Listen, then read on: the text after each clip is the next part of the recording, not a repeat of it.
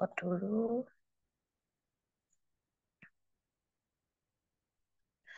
Oke, mari kita mulai.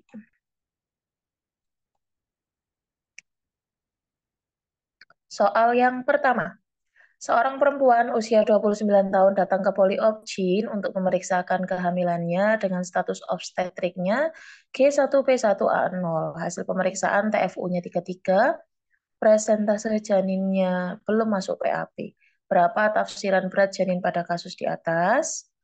Apakah 3.255, 3.100, 2.950, 2.800, ataukah 3.000? TFU 33, Pak, janinnya belum masuk PAP. Kira-kira berapa berat janinnya? Waktunya 1 menit. Ayo, apa jawabannya?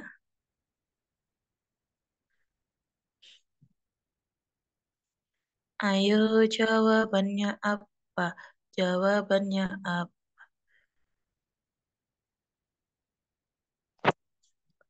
Jawabannya apa? Ini udah ada 4 orang yang masuk. A, A, A, A, A.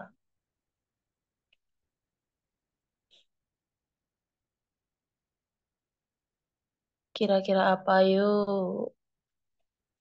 Kenapa? Sudah tadi kok. Aman. Ayo yang lain yang belum jawab, waktu kalian kurang 20 detik lagi, ayo. Ayo dijawab.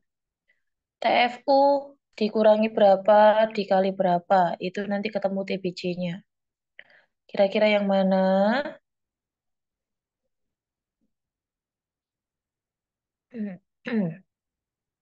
Ayo teman-teman yang udah jawab, salah satu boleh di-share. Kira-kira rumusnya gimana kalau pasiennya ini janinnya belum masuk PAP untuk ngukur TBC? Gimana rumusnya? TFU kurangi 12 dikali 155. Oke. Kita lihat ya. Jadi pada kasus ini TFU-nya 33, kemudian janinnya belum masuk PAP, maka rumusnya adalah TFU dikurangi 12 dikali 155. Nah, jadi gini, ada dua versi ya. Ada yang pakai dari Toshak, ada yang pakai McDonald. Rumusnya, yang rumus untuk TBC ya. Rumus TBC itu ada dua, ada yang pakai Toshak sama yang McDonald. Kalau yang McDonald itu kata kuncinya itu masuk PAP atau belum masuk PAP. Kalau yang Toshak itu ada yang dikurangi 11, dikurangi 12, dikurangi 13. Itu tergantung dia letaknya. Biasanya ada kata-kata spina ischiadica gitu ya. Dia ada di atas spina, pada di sejajar dengan spina atau di bawah spina. Biasanya seperti itu kalau yang Toshak. Kalau yang pakai McDonald itu dia belum masuk PAP dan sudah masuk PAP. Kalau teman-teman yang lain di kampusnya diajarinnya gimana? Boleh share atau nyalakan dulu mic-nya. Kalau di kampusnya diajarinnya gimana? Pakai yang toshak Mbak yang dikurang 13 kalau yang belum PAP. Ini siapa nih? Kak Novita ini. Bukan Mbak Putri. Kak Putri. Yang lain? Iya. Sama Kak pakainya yang belum PAP 13. Kalau sudah PAP 12. Berarti yang masuk PAP 13, yang belum 13, yang sudah itu 12. Yang dari kampus gitu ya. Yang lain? Iya. Berarti pakainya Toshak, bukan pakai McDonald ya. Iya Mbak. Yang lain, ini ada banyak ini yang lain pakai rumus apa kalau di kampusnya?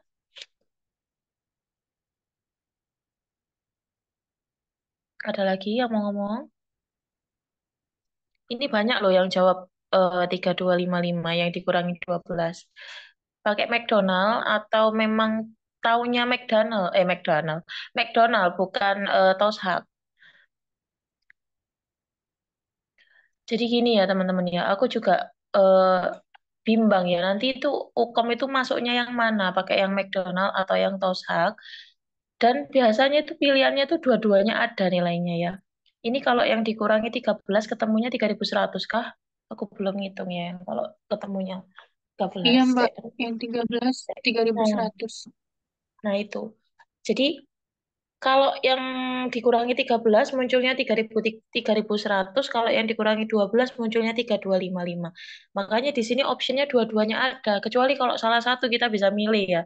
Kalau kayak gini, aku masih confirm ke teman-temanku yang ada di kampus yang ngajar jadi dosen, dia makainya apa dan biasanya UKOM itu makainya apa. Tapi untuk sementara kalau semisal memang kampusnya teman-teman pakai Toshak yang dikurangi 13 untuk yang belum masuk PAP dan yang sudah masuk PAP dikurangi 12, pakai itu dulu ya. Pakai Toshak dulu. Tapi kalau misal nanti ada info terbaru, pakai McDonald atau pakai Toshak, aku update lagi. Tapi sementara ini aku masih pakai McDonald ya teman-teman. Jadi rumus ini tuh ada dua. Nah, bingung jadinya ya. Kalau yang aku tunjukkan ini pakai McDonald, kalau McDonald itu belum masuk PAP dikurangi 12, kalau sudah masuk PAP dikurangi 11. Kalau yang Toshak, nanti aku ini aja ya, aku bikinin dua gini ya. Ini yang McDonald, ini yang Toshak. Kalau yang Toshak itu, kalau yang sudah masuk PAP dikurangi 12, yang belum masuk PAP dikurangi 13. Jadi ini masih PR. Aku juga kemarin sempat ditanya sama teman-teman yang lain, Kak siapa ya kemarin ya, Kak Miranda atau Kak Amira gitu. Aku masih dapat update-nya yang ini, yang belum pakai yang Toshak. PR buat aku ya, nanti aku confirm lagi ke teman-teman kalau misal ada update terbaru. Tapi teman-teman yang penting paham caranya, dikurangi 12 ataupun dikurangi 13 ini rumusnya ya. TFU dikurangi N dikali 155. Nah, N-nya ini yang masih jadi permasalahan. Yang perbedaan tadi ya antara yang McDonald sama yang Toshak. Untuk sementara yang di soal yang ini aku jawabnya pakai yang McDonald. TFU dikurangi 12 dikali 155 sama dengan jawabannya adalah 3.255 gram. Yang jawab A, ada nggak yang kampusnya masih pakai McDonald? Atau udah update semua pakai yang Taushak? Boleh ya, ketik aja di kolom komentar. Kita diskusi kok, nggak apa-apa. Oke, ini kita lanjut dulu ya. Ada dua soal ini, nanti ada di belakang kayaknya satunya. Oh iya, ini satu lagi nih. Nah, ini masih pakai McDonald juga aku. Ini yang sudah masuk PAP. Kalau sudah masuk PAP, rumus pakai McDonald berapa? TFU dikurangi berapa dikali 155?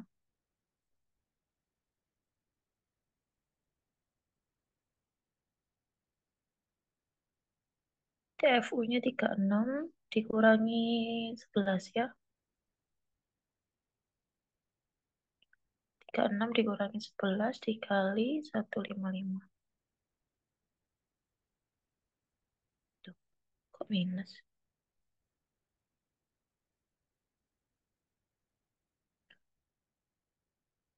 Jawabannya kalau pakai rumus McDonald itu 3875.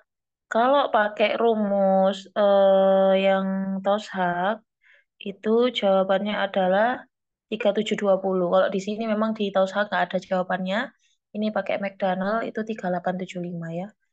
Nah, TFU dikurangi 11 dikali 155, ya 36 dikurangi 11 dikali 155, 25, kali 155 jawabannya 3875. Kalau pakai rumus yang tadi dari Taushak itu tadi, 36 dikurangi 12 dikali 155 itu jawabannya 3.720.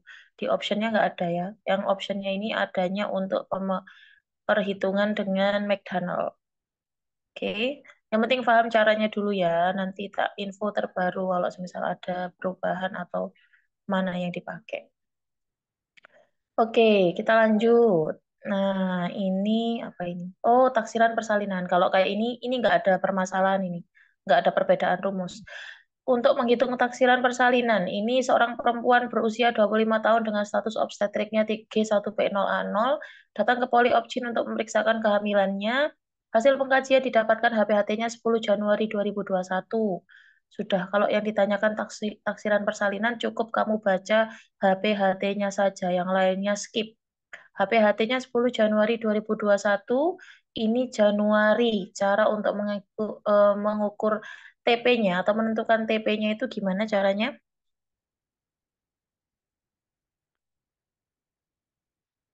TP, TP, ayo taksiran persalinan. Taksiran partus, taksiran persalinan.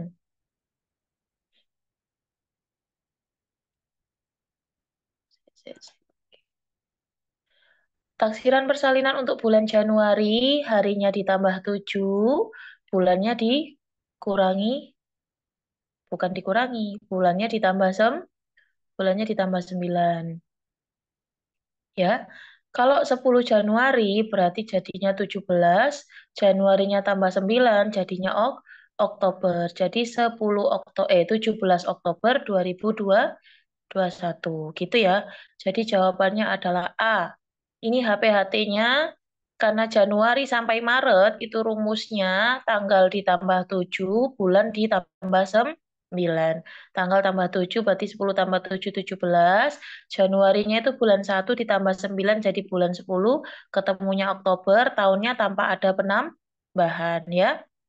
Oke, jadi jawabannya adalah 17 Oktober 2021. Oke, good job. Udah pintar semua ya.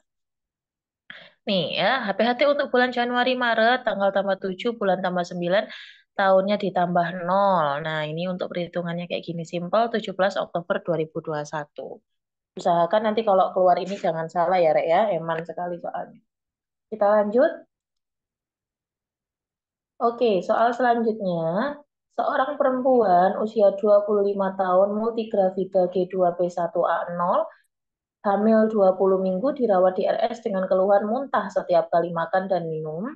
Hasil pemeriksaan TD-nya 110/70, heart rate 89, RR21, suhu 378, mukosa bibir kering. Perawat akan melakukan pemasangan infus untuk cairan dehidrasi. Perawat sudah menyiapkan alat-alat dan mencuci tangan. Apakah tindakan selanjutnya yang akan dilakukan oleh perawat? Apakah menyiapkan cairan infus, mengatur posisi pasien, memasang perlak, memilih vena yang akan dijadikan lokasi insersi ataupun cuci tangan? Jawabannya apa? Ini aku kemarin dapat info dari teman-teman yang baru aja TO, itu ternyata untuk TO nasional yang baru kemarin mereka lakukan itu banyak keluar SOP teman-teman ya. SOP yang sering keluar itu pasang infus, kateter, NGT, rawat luka, kolostomi, kemudian apalagi ya, bladder training, kayak gitu-gitu ya. Yang sudah saya, apa sih namanya, saya scan, boleh teman-teman baca. Nanti kalau yang belum dapat, aku share ulang ya, scanan SOP-nya buat nanti dipelajari. Memang kalau mau dihafal kan agak ribet ya teman-teman ya. Tapi kalau misalnya semakin sering teman-teman baca, akan semakin paham lah terkait SOP-nya. Karena kalau kita patokan yang ada di lapangan dengan yang SOP itu biasanya ada kesenjangan ya, kadang nggak sama. SOP jiwa halusinasi, SP tak Kak? SP jiwa halusinasi sama PK banyak kakak keluar pas TU. Oke, keperawatan jiwa ya. Oke, nanti kita pelajari ya.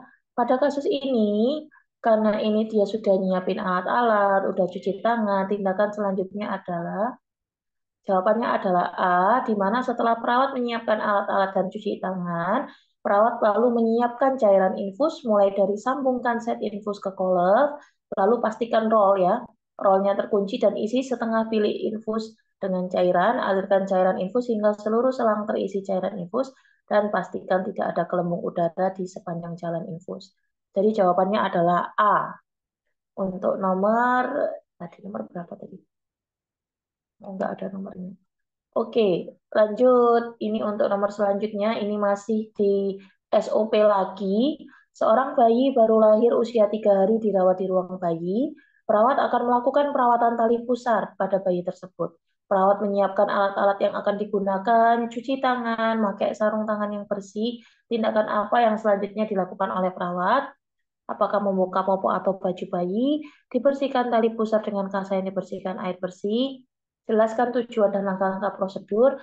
Periksa tanda-tanda infeksi ataukah keringkan tali pusar sampai benar-benar kering. Jawabannya apa? Ayo yang belum ikutan jawab, ditunggu ya partisipasinya untuk menjawab pertanyaan yang ada. Ayo yang belum jawab waktunya, tinggal 40 detik lagi. Ayo, yang belum jawab, ini yang cowok-cowok pada kemana semua ini? Pak Ari, Pak Alfon, Royan, Haris, mana nih? Aku hafal soalnya yang cowok cuma sedikit ya. Kalau yang cewek banyak banget, aku nggak seberapa hafal nama-namanya. Ayo, yang laki-laki apa nggak gabung ya? Alfian, ayo Alfian mana nih Alfian? Ayo jawab ayo. Oh, Alfian tok sing gabung ya. Yang laki-laki Alfian tok ternyata yang ikutan. Ayo Yan, jawabannya apa Yan? Nggak bisa nurse burn out otakku kalau maternitas. Aduh. Oke, kita jawab ya. Jadi ini setelah siapkan alat-alat yang akan digunakan, cuci tangan, pakai sarung tangan. Yang kita harus lakukan selanjutnya adalah nih, kita buka popok atau baju bayinya agar lebih memudahkan perawat dalam melakukan perawatan tali pusar. Jadi dibuka baju atau popoknya, dan pas waktu kamu melakukan perawatan tali pusar itu lebih mudah ya. Kenapa nggak CK? Oke, apa ini? Perawat menyiapkan alat-alat akan digunakan. Kenapa nggak C? Ada di SOP, Kak. Aku lihat di buku SOP. Buku SOP-nya bilangnya dibuka dulu popok sama baju bayinya. Wingi tak jawab, ya Allah. Saya tak buka no buku SOP ya. Itu. Menjelaskan tujuan dan prosedur itu mungkin sebelumnya ya. Perawatan tali pusar. Perawatan tali pusar. Bentar ya. Sambil baca soal selanjutnya ya, biar nggak lama-lama ya. Soal SOP emang udah paten, iya. Udah ada soalnya, udah ada bukunya. Saya sambil bacanya ini ya, aku biar tak cari yang perawatan tali pusar dulu. Aku lupa halamannya. Bacaan dulu, jawaban dulu ya. Perawatan tali pusar. Seorang perempuan usia 25 tahun, G1, P0A0, usia kehamilan 35 minggu, datang ke Poli Opjin untuk melakukan antenatal care. Hasil pemeriksaan TD 110/70, heart rate 88, RR-nya 19, suhu 37, Leopold ditemukan massa lunak, kurang bundar dan kurang melenting di bagian fundus, terdapat bagian-bagian kecil janin di sisi kiri perut ibu. Kepala udah masuk PAP, selanjutnya perawat akan melakukan pemeriksaan DJJ. Di manakah lokasi perawat akan melakukan pemeriksaan DJJ tersebut? Yang mana? Ayo, ayo. Yang belum jawab, jawab korek. Aku tak nyari ini perawatan tali pusar. Perawatan tali pusar. Ayo yang belum ikut jawab. Ayo, Alfian. Ayo, Alfian. Perawatan tali pusar.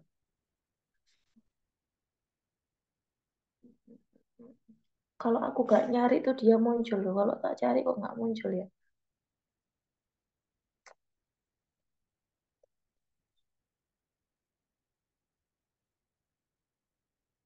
Ayo, yang belum jawab. Yang belum jawab. Yang belum jawab ikutan jawab ya. Yang belum jawab ikutan jawab. Sik yo Kak Zi, engko tak gelekno Kak Zi. Nanti tak carikan Kak Zi. A. Kanan bawah karena punggung di kanan dan kepala sudah di bawah. Oke, tak baca dulu. Pas TO kemarin ini keluar Kak, tapi belum masuk PAP. Itu kuadran ke atas ya Kak. Yes, kalau belum masuk PAP berarti masih di atas ya. Belum di bawah. Kalau sudah masuk PAP berarti masuknya itu di bawah karena kepalanya udah masuk jalan lahirnya. Jadi ini untuk Leopold itu sering keluar ya, meskipun pertanyaannya enggak Leopold 2 itu hasilnya apa, enggak kayak gitu. Pasti dibikin soal kayak kasus kayak gini, terus nanti dikasih tahu sebelah ini apa, sebelah ini apa, terus yang bawah apa. Nah, nanti selanjutnya apa, biasanya seperti itu. Makanya Leopold harus paham. Nah, ini Leopold 1 ditemukan massa lunak kurang bundar dan kurang melenting di bagian fundus. Jadi Leopold 1 tuh jawabannya ini. Dia menemukan prosentasenya itu bokong ya, cuma TFU-nya tidak diukur di sini. Kemudian terdapat bagian-bagian kecil janin di sisi kiri perut ibu. Berarti Leopold 2 itu menemukan kalau di sebelah kiri itu ada bagian ekstremitas. Kemudian Leopold 3 itu ketemu kalau kepalanya sudah masuk PAP. Nah, di sini yang ditanyakan bukan tindakan selanjutnya, tapi di manakah lokasi perawat akan melakukan pemeriksaan DJJ.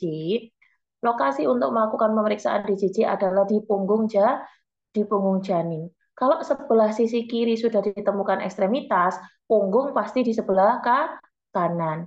Nah, pertanyaannya adalah apakah kepalanya sudah masuk PAP atau belum? Kalau sudah masuk PAP, kuadran kanannya itu di bawah. Kalau belum masuk PAP, berarti masih di atas. Gitu ya cara bedainnya ya. Jadi jawabannya ini adalah A. Oke. Nah,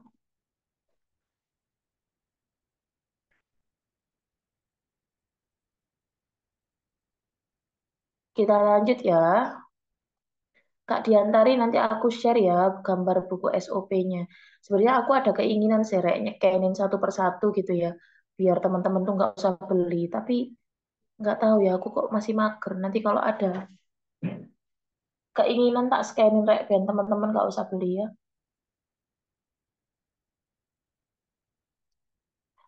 Oke, soal selanjutnya. Seorang perempuan usia 25 tahun G1P0A0, usia kehamilan 35 minggu datang ke Poliopjin untuk melakukan antenatal care. Pasien merasa janin dalam kandungannya nggak aktif. Hasil pemeriksaan TD 130/70, H-rate 85, RR 19, suhu 37,3. Perawat akan melakukan pemeriksaan untuk memastikan kondisi kesehatan janin. Pemeriksaan apakah yang tepat? USG, DJJ, TTV, saturasi, AGD. Apa yo? Mau Kak, iya kalau nanti aku ada mood buat nyeken ya Kak ya. Soalnya ini bukunya segede gambreng ya. Berapa halaman ini? 700 ya Allah.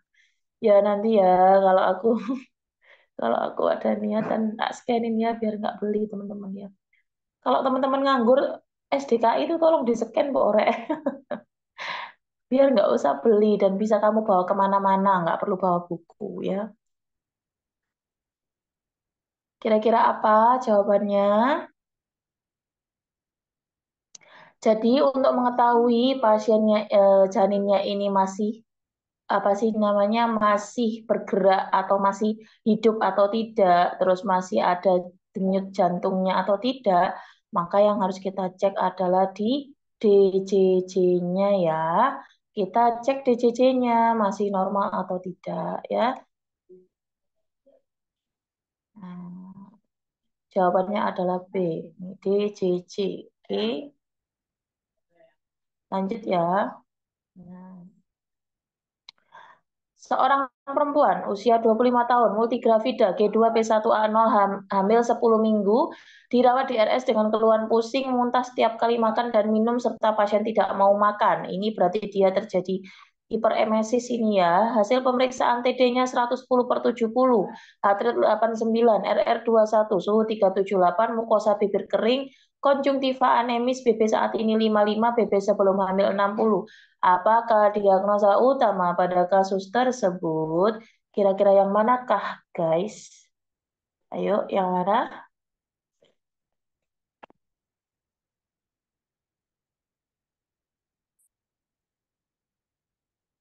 Ayo, yang mana? Karena terjadi penurunan berat badan.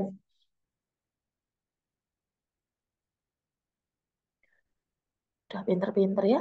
Kita lanjut ya. Nah, karena pada pasien terjadi penurunan berat badan 5 kilo dari berat badan awal, ya, ada penurunan berat badan yang lumayan signifikan, maka diagnosa yang diangkat adalah nutrisi kurang dari kebutuhan tubuh. Data ini juga ditegakkan juga selain ada penurunan berat badan, ada konjungtiva anemis, ada pasien juga muntah dan menolak untuk makan. Jadi dia nggak ada keinginan untuk makan, terus konjungtivanya mulai anemis, dan terjadi penurunan berat badan 5 kilo. Maka diagnosa yang ditegakkan adalah nutrisi kurang dari kebutuhan tubuh. Oke, good job. Alfian, mana suaranya? Halo. Seorang perempuan usia 25 tahun, P1A0 melahirkan secara spontan di ruang bersalin, Apgar skornya 15. Setelah bayi dibersihkan oleh perawat, apakah tindakan selanjutnya yang akan dilakukan pada kasus tersebut? Laki-laki SOP, apakah kita suntikkan oksitosin, kita rawat lukanya, kita IMD, kita membantu melahirkan plasenta, atau melakukan perawatan tali pusar? Ayo, kalau bayinya udah dibersihin nih, habis itu kamu apain kira-kira? Yuk yang lain. Ayo, teman-teman yang cowok. Ada siapa aja nih yang gabung? Udah banyak yang gabung ya. Ayo.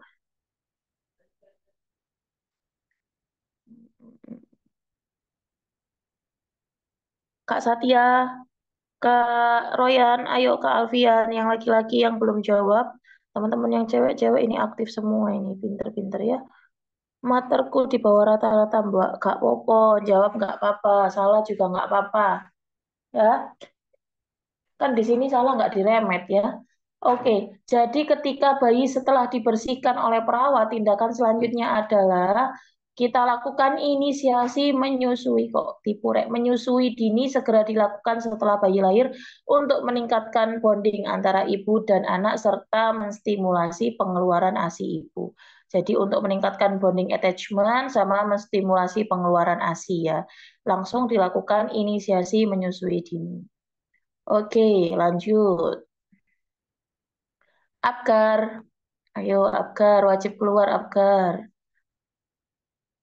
Oksitosinnya setelah IMDK. Ya, nanti ada. Ada nanti pertanyaannya oksitosin, Kak Zizi.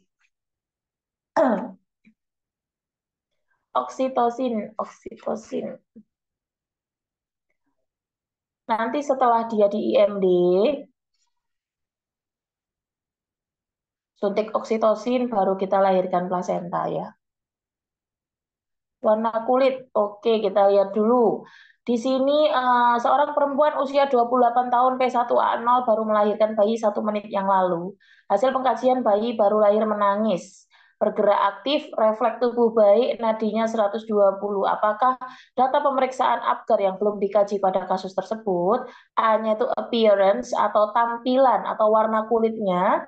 Belum ada ya, jadi benar jawabannya adalah warna kulit.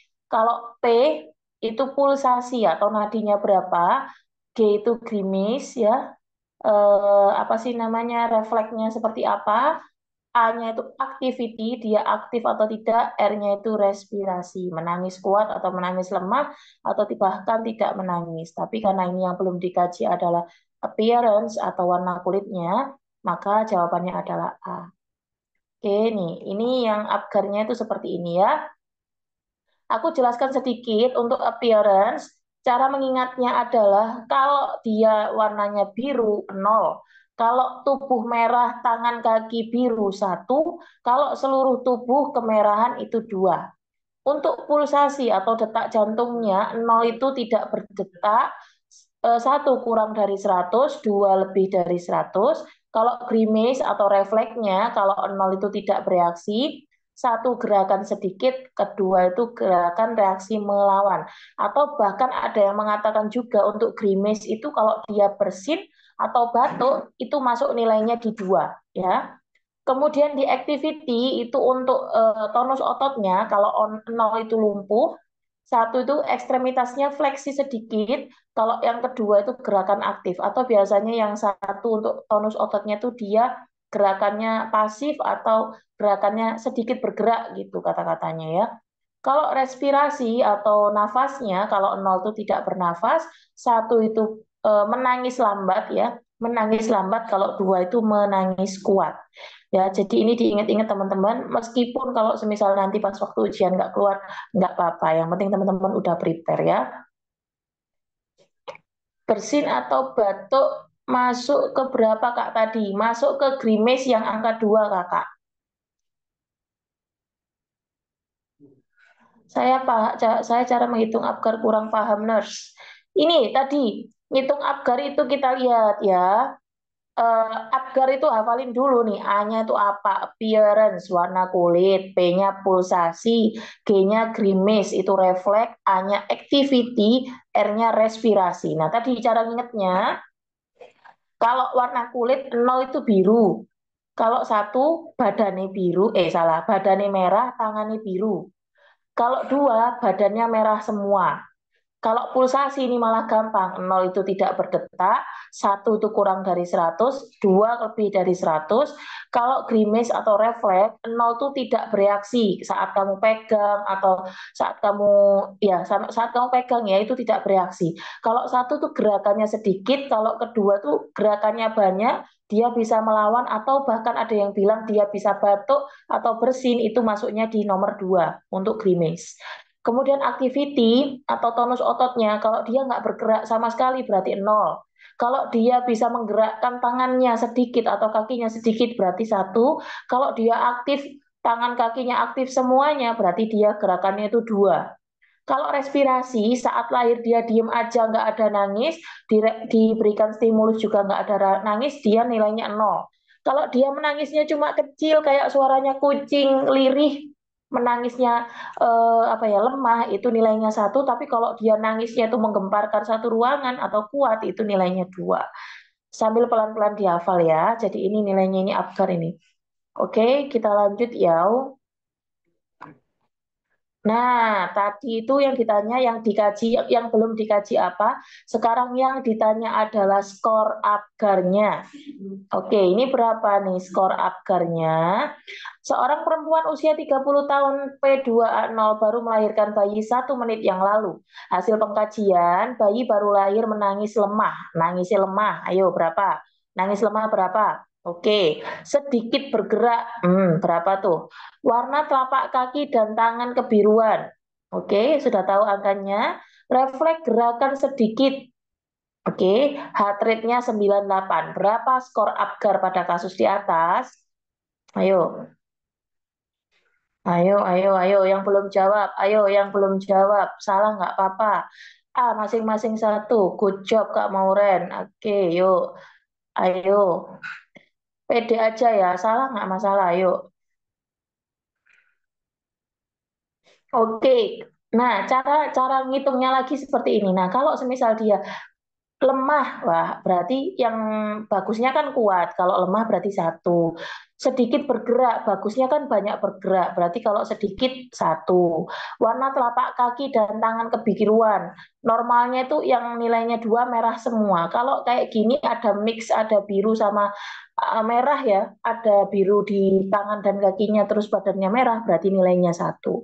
Refleks gerakan sedikit, oke. Kalau sedikit lagi 1. Kalau heart rate tadi kurang dari 100, nilainya juga 1. Jadi 1 ditambah 1 sampai 5 kali, nilai skor Apgarnya adalah 5. Ya, tadi ya. Tubuh kemerahan, ekstremitas biru 1. Heart rate-nya kurang dari 100, 1. Gerakannya sedikit, ekstremitasnya fleksi sedikit, dan nangisnya lemah. Maka totalnya adalah 5 Apgarnya. Oke, good job. Kita lanjut. Bentar aku beda opsi jawaban aja. Hihihi.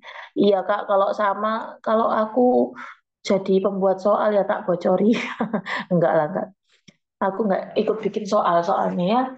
Seorang perempuan usia 37 tahun P1A0 postpartum spontan 1 minggu yang lalu datang ke poli kandungan dengan keluhan demam, nyeri di bagian perut, di bagian bawah perut, menggigil, loheanya berbau dan berwarna merah kekuningan. Hasil pemeriksaan suhu 38, nadi 70, nafas 20, TD 100/70. Terdapat nyeri tekan pada bagian abdomen bawah. Apakah implementasi keperawatan yang tepat pada kasus di atas? Nah, ini aku juga lihat dari hasil TO-TO teman-teman yang kemarin, banyak banget yang nilai implementasi keperawatannya itu masih kecil ya. Maksudnya dari misal 30 gitu, baru 10, 12 yang benar. Nah, ini harus benar-benar teliti ya. Kalau melakukan implementasi, kita sesuaikan dengan kondisi pasiennya. Kira-kira pasiennya ini kenapa? Pasiennya ini kenapa? Ada infeksi atau tidak?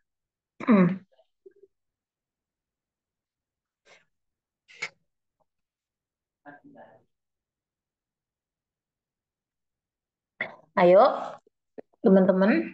Sudah infeksi. Infeksi tak infeksi, Kak.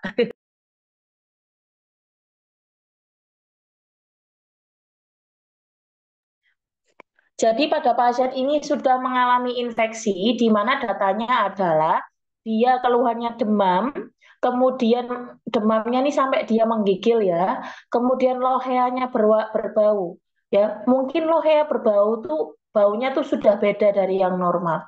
Nah, di sini dia juga ada peningkatan suhu tubuh ya. Maka implementasi keperawatan yang tepat untuk kasus di atas adalah bukan kita kaji lagi tanda-tanda vitalnya, sudah dikaji. Mengkaji tanda-tanda infeksi sudah ada datanya, jadi tidak perlu dilakukan pengkajian ulang. Dilakukan Penkes. Penkes ini boleh dilakukan tapi nanti setelah masalah fisiologisnya selesai terlebih dahulu, karena pada porsinya kalau semisal orang itu lagi sakit, kamu Penkes nggak masuk Penkesnya ya. Jadi kita atasi masalah fisiologisnya terlebih dahulu. Memberikan kompres hangat. Memberikan kompres hangat ini bisa untuk menurunkan suhu, mengurangi nyeri juga bisa, tapi tidak bisa mengatasi infeksinya. Maka satu-satunya cara yang bisa kita lakukan adalah kita lakukan kolaborasi untuk pemberian antibiotik dengan harapan apa? Infeksinya bisa mereda atau berkurang. Sambil nanti bisa kamu berikan kompres hangat, boleh untuk menurunkan suhu atau menurunkan nih skala nyeri yang dia rasakan di bagian bawah perutnya tadi. Jadi jawabannya adalah kolaborasi pemberian antibiotik. Pasien di atas sudah muncul tanda-tanda infeksi di mana terdapat data nyeri, demam, lohea berbau. Jika sudah mengalami infeksi, maka perawat harus melakukan tindakan kolaborasi dengan dokter untuk mempercepat agar infeksi dapat tertangani ya. Oke, good job. Kita lanjut. Nah, seorang perempuan usia 37 tahun P1A0 postpartum spontan 1 minggu yang lalu datang ke poli kandungan dengan keluhan mual, demam, nyeri di bagian bawah perut. Oh, ini sama kayak tadi teman-teman ya. Cuma ini ditambahkan ada nyeri skalanya itu skala 7. Pada kasus di atas, apakah masalah keperawatan utama yang muncul? Apakah resiko infeksi, nyeri akut, hipertermia, gangguan rasa nyaman, ataukah nausea? Kira-kira yang mana? Yang mana guys? Gampang ya, ayo. Yang belum jawab, yang belum jawab, ikutan jawab yuk. Salah nggak apa-apa, pede aja, ayo. Nyeri akut Kak, karena ada skala nyeri. Boleh.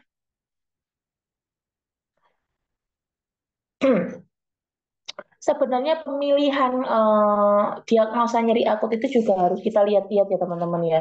Kalau memang di sini ada diagnosa lain yang lebih prioritas untuk diangkat, boleh diangkat diagnosa yang lain, jangan selalu nyeri. Tapi kita lihat lagi, kalau skala nyerinya sudah ke arah berat, maka itu angkat. Angkat diagnosa nyerinya, atasi nyerinya terlebih dahulu ya. Atasi nyerinya terlebih dahulu, setelah itu intervensi selanjutnya bisa kamu atasi demamnya, suhunya 38 tadi, sama diatasi keluhan mualnya atau resiko defisit nutrisinya ya. Karena ini skala nyerinya sudah masuk ke skala nyeri berat, maka harus segera kita atasi. Diagnosa yang muncul adalah nyeri akut. Tata laksananya kalau skala nyeri 2 berarti resiko infeksi ya Kak. Ya bukan resiko infeksi sayang, ini kan sudah ada infeksi. Ayo, kalau masalah skala nyerinya 2, kira-kira apa coba? Antara suhu 38 dengan nyeri, kamu atasi yang mana? Kalau antara skala nyeri 2 dengan suhu 38, kamu atasi yang mana? Kenapa pilih suhu? Kenapa pilih suhu? Kenapa pilih suhu? Ayo, kenapa pilih suhu? Ayo, kenapa pilih suhu? Mual muntahnya, Kak. Ini mual tok, Kak. Nggak ada muntahnya. Nyerinya karena suhu naik. Si. Kak Novi, kamu atasi dulu apa? Nyeri apa suhunya? Karena demam.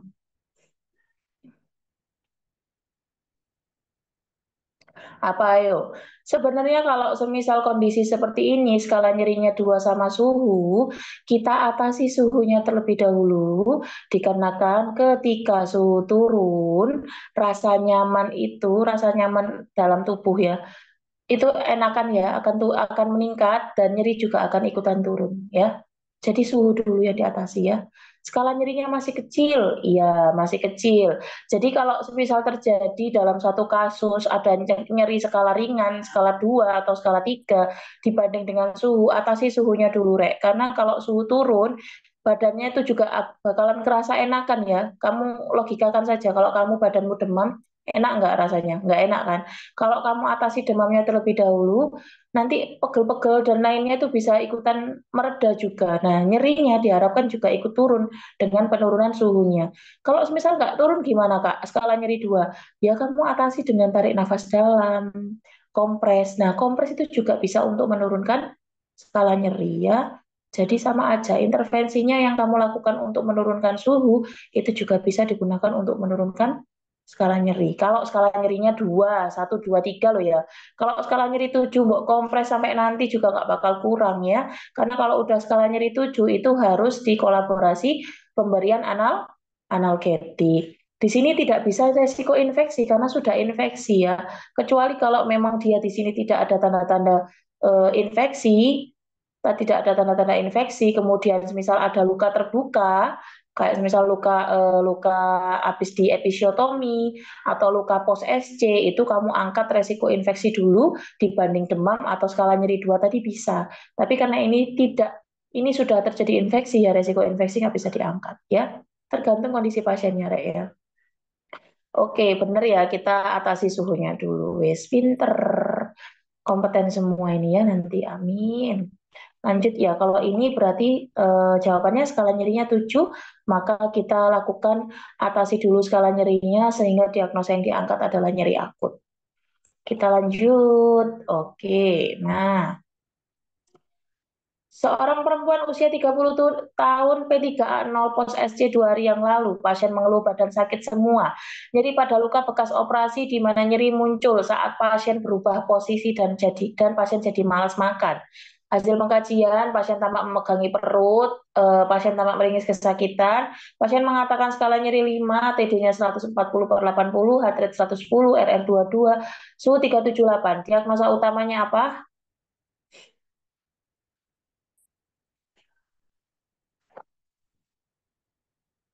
Diagnosa sejuta umat. Diagnosanya apa? Kak Inggit pilih E. Oke. Nah, ini nih ya, aku mau jelasin ke teman-teman bedanya nyeri akut sama gangguan rasa nyaman tuh ngangkatnya pas kapan. Oke. Ada yang tahu nggak bedanya? Kapan kamu angkat nyeri akut, kapan kamu angkat gangguan rasa nyaman selain ada skala? Aduh, kalau ada skala udah pasti nyeri akut. Selain ada skala, di kondisi apa sih kamu bisa ngangkat diagnosa gangguan rasa nyaman?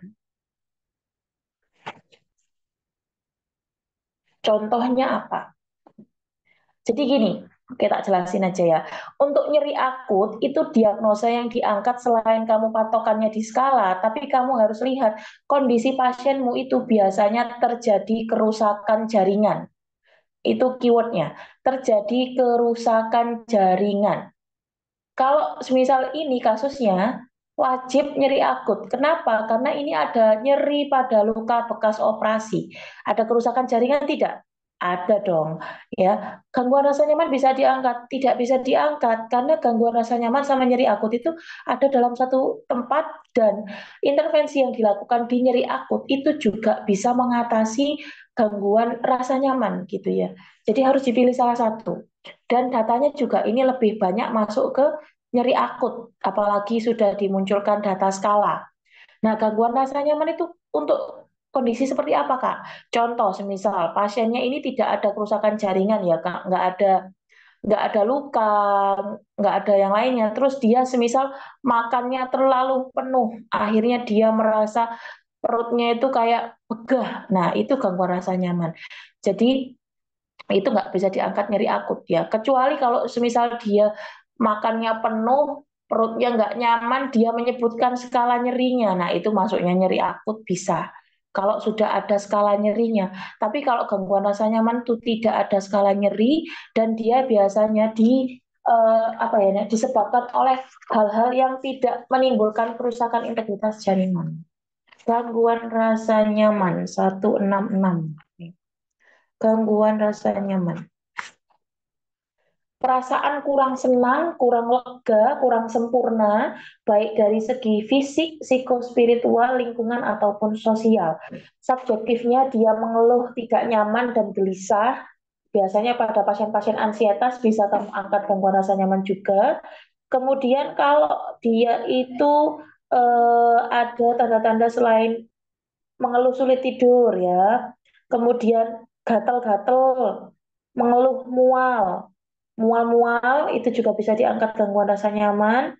Kemudian kalau dia merasa kedinginan atau kepanasan itu juga bisa diangkat gangguan rasa nyaman. Nah, gangguan rasa nyaman tuh biasanya terjadi pada kondisi klinisnya selain ada penyakit, dia juga pada kondisi kecemasan ya atau terjadi kondisi distres psikologis. Itu gangguan rasa nyaman.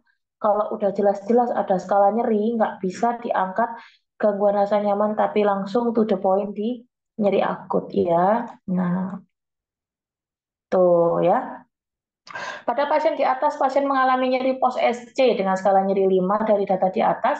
Data yang paling banyak muncul lebih mengarah ke diagnosanya nyeri, di mana data-data tersebut adalah pasien mengeluh badan sakit semua, nyeri pada luka bekas operasi, kemudian nyeri muncul pada saat berubah posisi, dan skala nyerinya 5. Jadi datanya semua muncul di nyeri akut.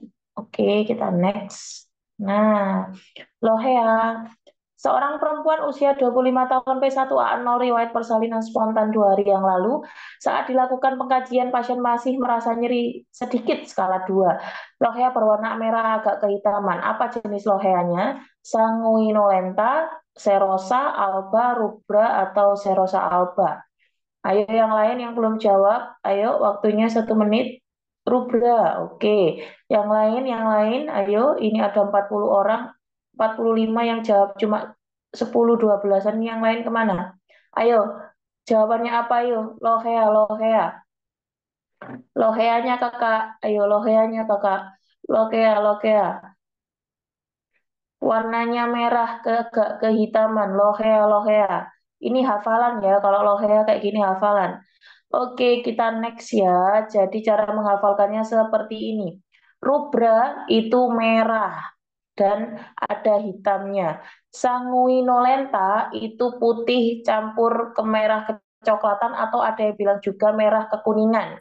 Sanguinolenta. Kalau serosa itu kekuningan, kalau alba itu putih ya. Jadi ngapalinnya dari warna itu rubra merah, kehitaman, sanguinolenta putih campur merah kecoklatan atau merah kecoklatan aja, serosa kekuningan, alba itu warna putih.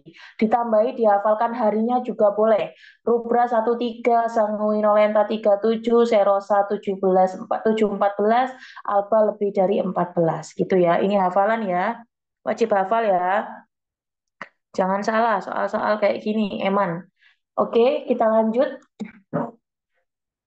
Ini fase berduka di maternity. Seorang perempuan usia 25 tahun melahirkan di UGD Puskesmas secara normal, namun saat lahir anak tidak menangis secara spontan. 1 jam kemudian dokter menyatakan bahwa bayi yang dilahirkan meninggal dunia. Ibu dan ayah bayi terlihat menangis, berteriak-teriak tidak percaya akan kondisi bayinya saat ini dan mengatakan bayi masih hidup. Apakah tahap berduka yang sedang orang tua pasien alami? Ayo. Kak, kalau purulenta, emang ada purulenta, Kak? Purulen. Kalau purulen itu bukannya yang udah di luar normal, tak, Kak? Ikain Andriani. Aku HP ku di luar lagi. Purulenta. Purulenta. Saya. Pak, HP-mu yang satunya lagi mana, Pak? HP satunya lagi mana? Masa sih? Oh ini ya Allah, sampai di bawahku sih. Lohea purulenta, kayaknya itu yang bukan normal kayaknya ya. Ayo jawabannya apa ini?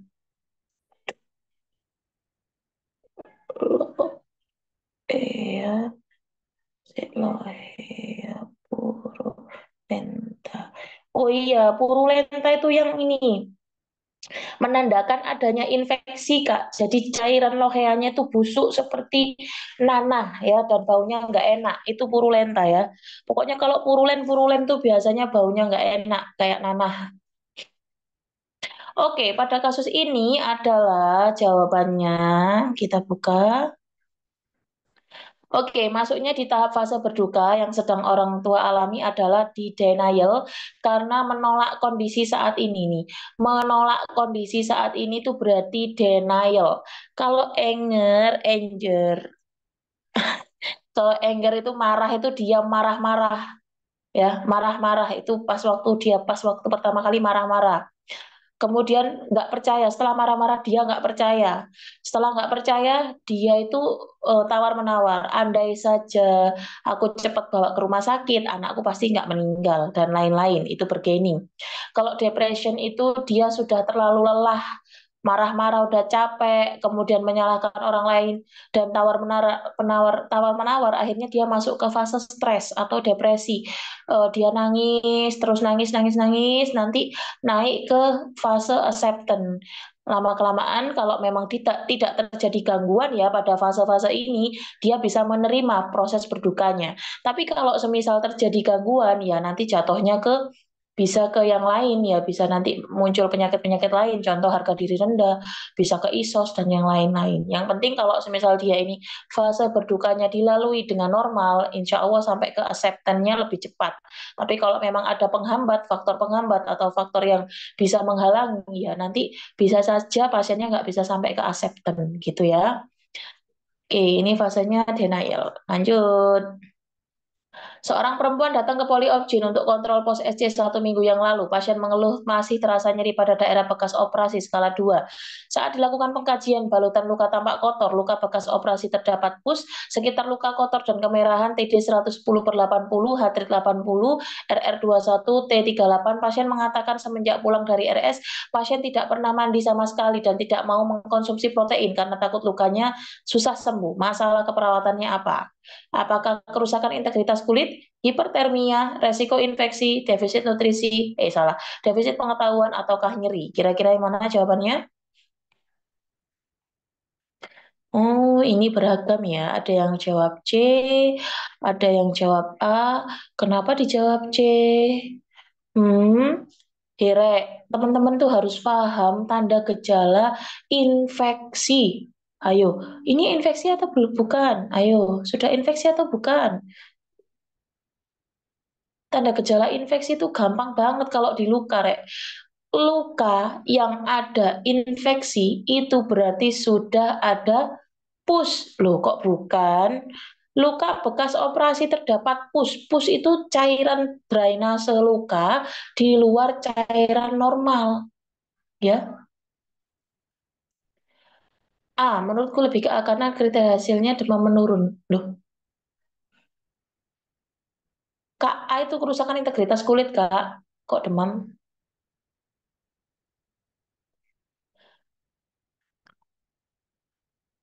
D, karena dia nggak mandi. Mungkin nggak infeksi. Oke, baiklah teman-teman. Setelah kita berdiskusi ini, kita lihat jawabannya adalah ya kerusakan integritas kulit dong, Cinta. Kok bisa sih, Kak? Nah, nih lihat nih ya. Pas waktu pengkajian, balutan luka tampak kotor, luka bekas operasi terdapat pus. Pus itu podo ambek nanah, podo ambek eksudat ya. Ini isinya itu cairan yang baunya nggak enak. Kalau udah terjadi ada pus, ada eksudat, itu berarti lukanya sudah infeksi, sehingga diagnosa resiko infeksi salah. Oke.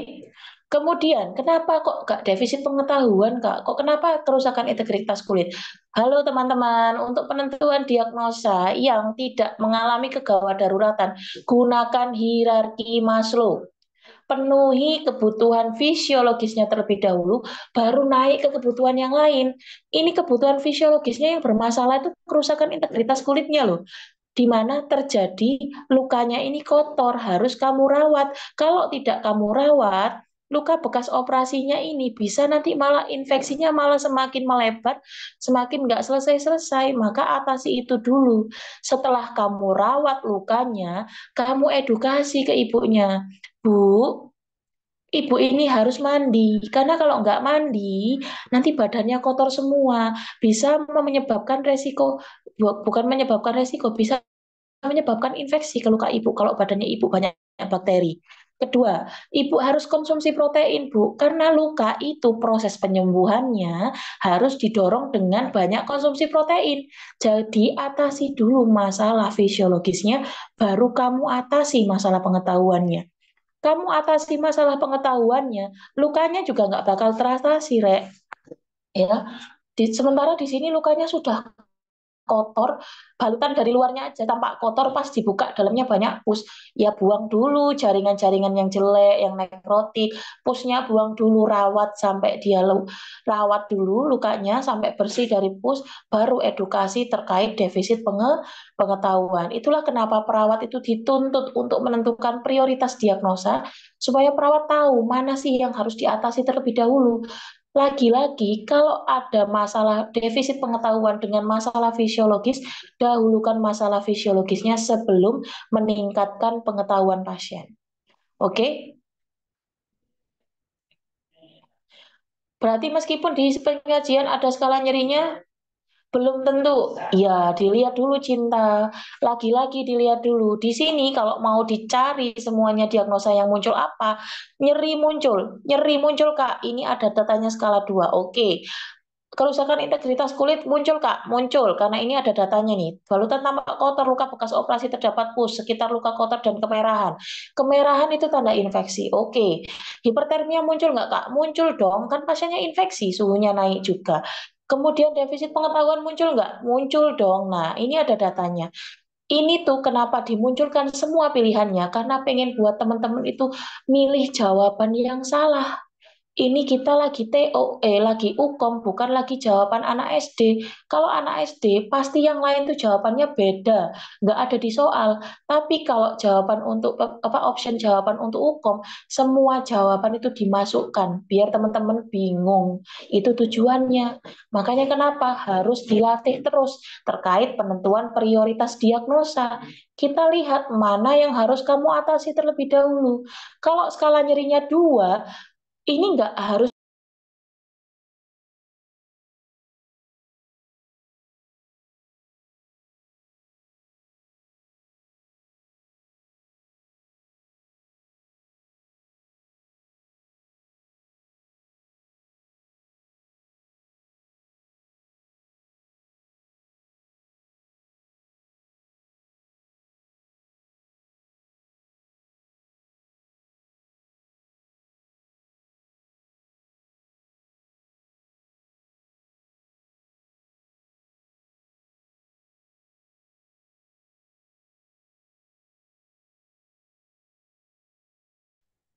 Izin Kak suaranya Kak.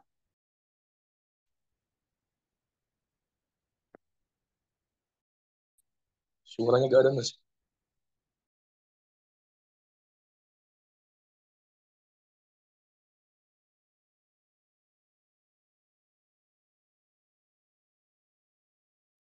Ya Allah, Re, aku ngomong suwe-suwe, ternyata ke-mute, astagfirullahaladzim. Hmm. Bukan hilang, aku tiba-tiba keluar dari Zoom, ya Allah. Padahal aku ngomongnya udah banyak sekali. Oke, aku ulang sekali lagi ya. Ini kita fokus untuk mengatasi masalah fisiologisnya terlebih dahulu sebelum mengatasi masalah yang lainnya. Di sini semua option ada di soal. Teman-teman memang dituntut untuk menentukan mana yang harus diutamakan. Dikarenakan kalau semisal teman-teman di sini kalau semisal optionnya dipasang tiba-tiba muncul resiko apa penurunan curah jantung, pasti teman-teman nggak milih dong, kan nggak ada. Nah, makanya dipasang semuanya itu biar teman-teman bingung ya. Jadi hati-hati kalau ketemu pasien dengan defisit pengetahuan, terus dia ada masalah fisiologisnya, atasi masalah fisiologisnya, apapun itu diagnosanya. Atasi masalah fisiologis baru ke defisit pengetahuan. Defisit pengetahuan bisa diangkat pertama kali kalau dia tidak bersanding dengan masalah fisiologis ya. Suaraku wis muncul tarik kok nak hilang meneh. Aman. Ya, jadi ini jawabannya adalah kerusakan integritas kulit. Oke. Muncul nggak suaraku? Udah, oke, siap. Lanjut. Nah, seorang perempuan usia 30 tahun baru saja melahirkan 1 jam yang lalu. Pasien saat ini berada di ruang nifas. Pasien mengeluh banyak darah yang keluar dari vagina pasien dan perut terasa nyeri. Saat dilakukan pemeriksaan, kontraksi uterus lemah dan tampak permukaan abdomen yang abnormal. Apa tindakan pertama yang harus dilakukan oleh perawat pada kasus tersebut? Masase, pastikan plasenta lahir lengkap, tanda-tanda perdarahan, ukur banyaknya perdarahan, atau lapor DPJP. Ayo, apa jawabannya? Ini dia uterusnya lembek. Apa jawabannya? Ayo teman-teman, ayo. Ini bolak-balik tak bahas di soal live TikTok, Zoom, bolak-balik. Ayo jawabannya apa? Ini dia dicurigai terjadi atonia uteri ya kayaknya ya. Ada kelemahan pada uterusnya. Oke, jawab yang lain ya, ditunggu jawabannya. Ayo yang belum jawab. 20 detik lagi, ayo. Ayo yang lain. Siapa aja sih yang ikut? Ayo yang lain yang belum ikut jawab. Halo, yang lain yang belum jawab. Oke, kita lihat. Jawabannya adalah dikarenakan pasien ini mengalami kontraksi uterusnya lemah dan tampak permukaan abdomennya yang abnormal, tindakan yang pertama kali kita lakukan adalah kita lakukan masase uterus dengan tujuan untuk meningkatkan kontraksi dari uterusnya, dikarenakan pada saat setelah melahirkan itu kan banyak pembuluh darah yang rusak ya teman-teman ya. Kalau uterusnya berkontraksi, maka pembuluh darahnya itu bisa bervasokonstriksi sehingga perdarahan bisa berkurang atau bahkan berhenti. Kalau uterusnya dia lembek, nggak kontraksi, maka dia nggak bisa vasokonstriksi. Akhirnya masih perdarahan terus dan itu berbahaya ya. Makanya setelah melahirkan itu ada manajemen kala 3, itu nanti kita bantu untuk masase uterus, terus kita suntikan oksitosin dan lain-lain ya di situ. Oke, kita lanjut. Oh, kok kala 3, kala 4, sorry. Nah, ini. Seorang perempuan datang ke UGD dengan keluhan muntah-muntah selama hamil anak kedua. G2P1A0 saat dilakukan pengkajian TD 100/60, heart rate 80, RR22, suhunya 363, mukosanya kering, mata cekung, turgor kulit buruk. Apa tindakan keperawatan utama yang harus dilakukan? Kolaborasi cairan, kolaborasi oksigen, memberi posisi nyaman, intake output, dan kolaborasi pemberian antiemetik. Ayo, cepat. Jawabannya apa? Udah kelihatan ya? Ayo yang belum jawab, ayo. Yang lain yang belum jawab, jawabannya apa? Kalau sudah ada kata-kata mukosa kering, mata cekung, turgor kulit buruk, langsung diapakan pasiennya? Oke, oh pintar-pintar. Oke, good job, good job. Oke, sip.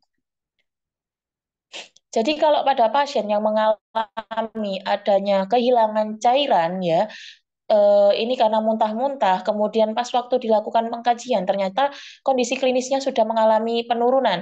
Mukosanya harusnya lembab jadi kering, matanya cekung, turgor kulit buruk, maka tindakan yang pertama kali harus kita lakukan adalah kita ganti cairan yang hilang dengan cara melakukan kolaborasi pemberian cairan resusitasi. Oke, good job. Jawabannya adalah A. Sip, lanjut ya.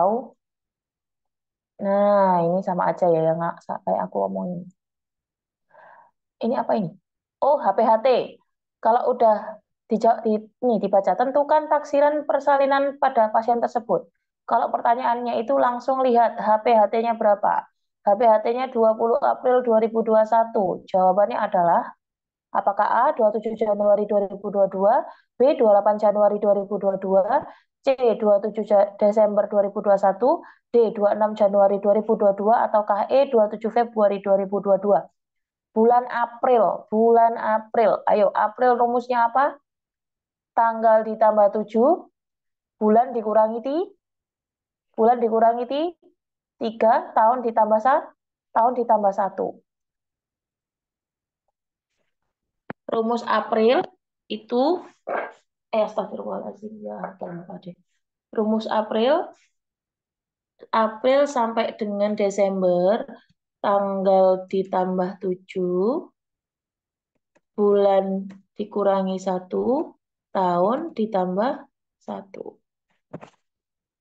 Jawabannya adalah 27 Januari 2022. Oke, good job. Sip. Nih ya. HPHT bulan April Desember tanggal 7 bulan 3 bulan min 3 tahunnya tambah 1 ya. Ini perhitungannya. Sehingga yang ditemukan adalah 27 Januari 2022. Oke, lanjut ya. Oh, sudah selesai. Baiklah, kita masuk ke review materi dulu. Boleh minum dulu, boleh minum dulu.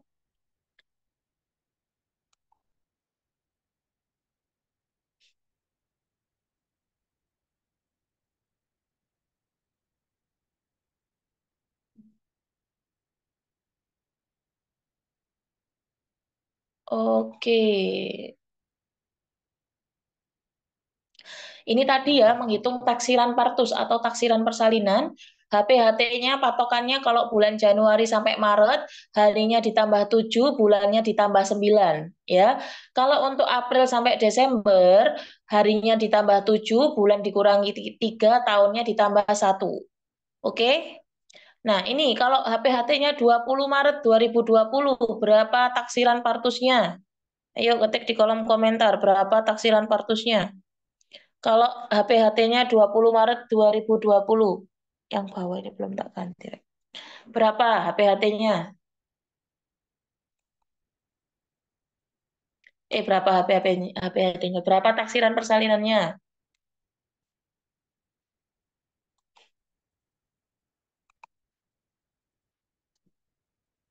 Loh, kok ada yang 27 Oktober, 27 November, 27 Desember?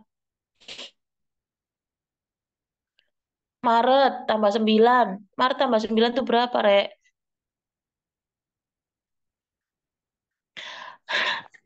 Maret itu bulan ketiga, ditambah 9 jadi bulan ke-12. Tanggalnya ditambah 7, berarti 27 Desember 2020. Oke. Sip, yang bawah berapa? Yang bawah 14 Mei 2020. Mei, masuk rumus yang bawah. Tanggalnya tambah 7, bulan kurangi 3, tahun tambah 1. Ayo, berapa nilainya? Berapakah nilainya? Mei. Ayo ditunggu ketikannya untuk Mei. Bulan Mei.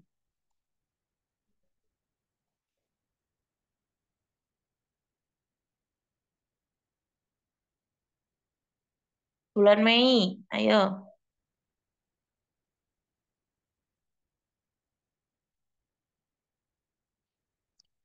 Oke, kalau bulan Mei tanggalnya ditambah 7 jadi 21 ya. 14 tambah 7 itu 21. Mei-nya dikurangi 3. Mei itu bulan kelima. Kurangi 3 jadi bulan kedua yaitu Februari.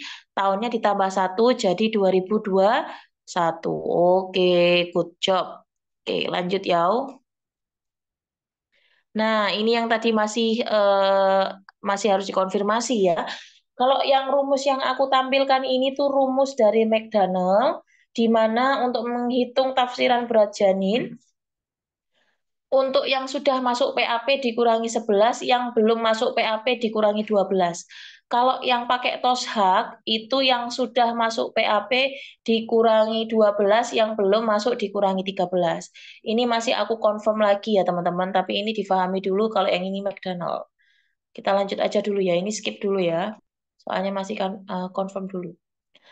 Ini perhitungan usia kehamilan. Ini juga sering ditanyakan. Kalau untuk menanyakan bulan, rumusnya adalah TFU dikali 2 dibagi 7. Ingat-ingat TFU dikali 2 dibagi 7. Itu bulan. Kalau minggu, TFU dikali 8 dibagi 7. Coba aku mau nanya, TFU-nya 30, berapa minggu? TFU-nya 3, astagfirullahaladzim. TFU-nya 30, berapa minggu? Ayo. TFU-nya 30, berapa minggu? 30 dikali 8 dibagi 7, berapa minggu?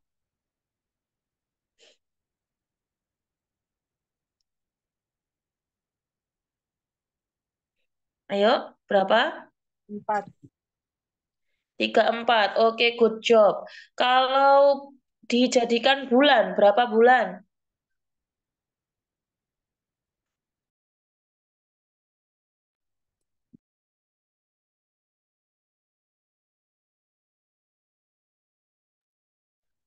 Kalau dijadikan bulan, TFU-nya 30. Berapa bulan dia?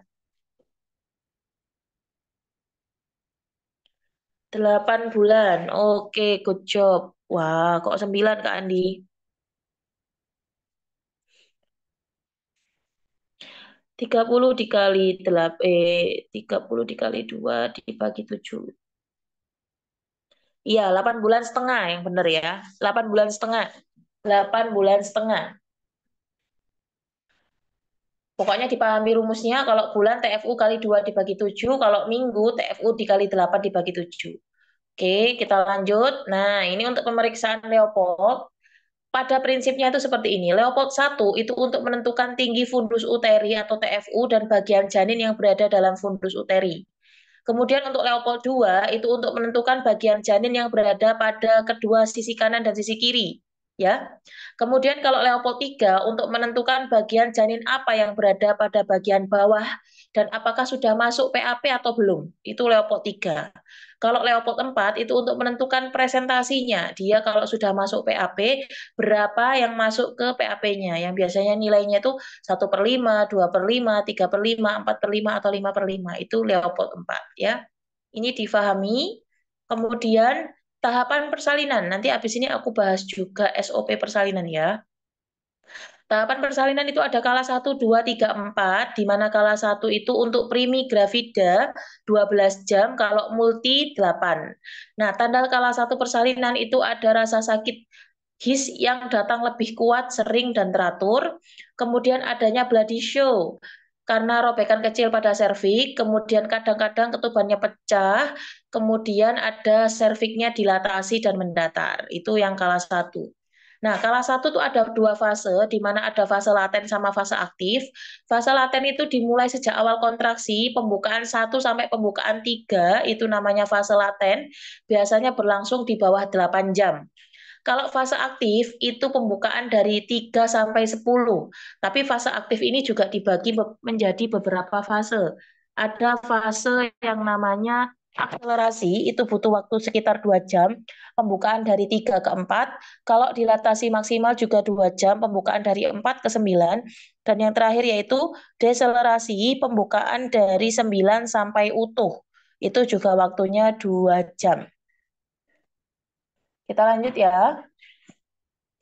Ada fase kala 2 persalinan, itu tanda gejalanya his terkoordinir cepat dan lebih lama, kira-kira 2-3 menit sekali, kepala janinnya telah turun dan masuk ruang panggul, sehingga terjadilah tekanan pada otot dasar panggul yang secara refleks menimbulkan rasa mengedan. Karena tekanan pada rektum sehingga merasa seperti ingin BAB. Ya. Kemudian biasanya vulvanya mulai membuka, perineumnya meregang akibat dorongan dari kepala si janin. Ya. Kemudian ini membutuhkan waktu kalau primi 1,5 sampai 2 jam, kalau multi setengah jam aja. Tapi ini teori, ada yang bisa lebih cepat ataupun yang lebih lama. Kemudian tanda-tanda persalinan. Ini tadi bloody show, tadi ya ada rasa sakit yang teratur, kadang-kadang ketuban pecah. Pada saat pemeriksaan VT atau pemeriksaan dalam, serviknya sudah mulai mendatar. Kemudian ada fase kala 3 atau lahirnya plasenta, di mana setelah bayi lahir, kemudian kontraksi rahim istirahat sebentar, uterusnya teraba keras. Nah, jadi gini, fase kala 3 lahirnya plasenta itu setelah bayi lahir, kita pastikan ke dalam perut kalau bayinya itu cuma satu, nggak ada bayi kembar. Ya, setelah bayinya sudah dikeluarkan, kemudian kita lakukan proses pemotongan tali pusar. Nah, itu kan ada beberapa klem. Nah, ada 3 klem. Klem yang pertama itu klem di dekat vulva, sekitar 5-10 cm.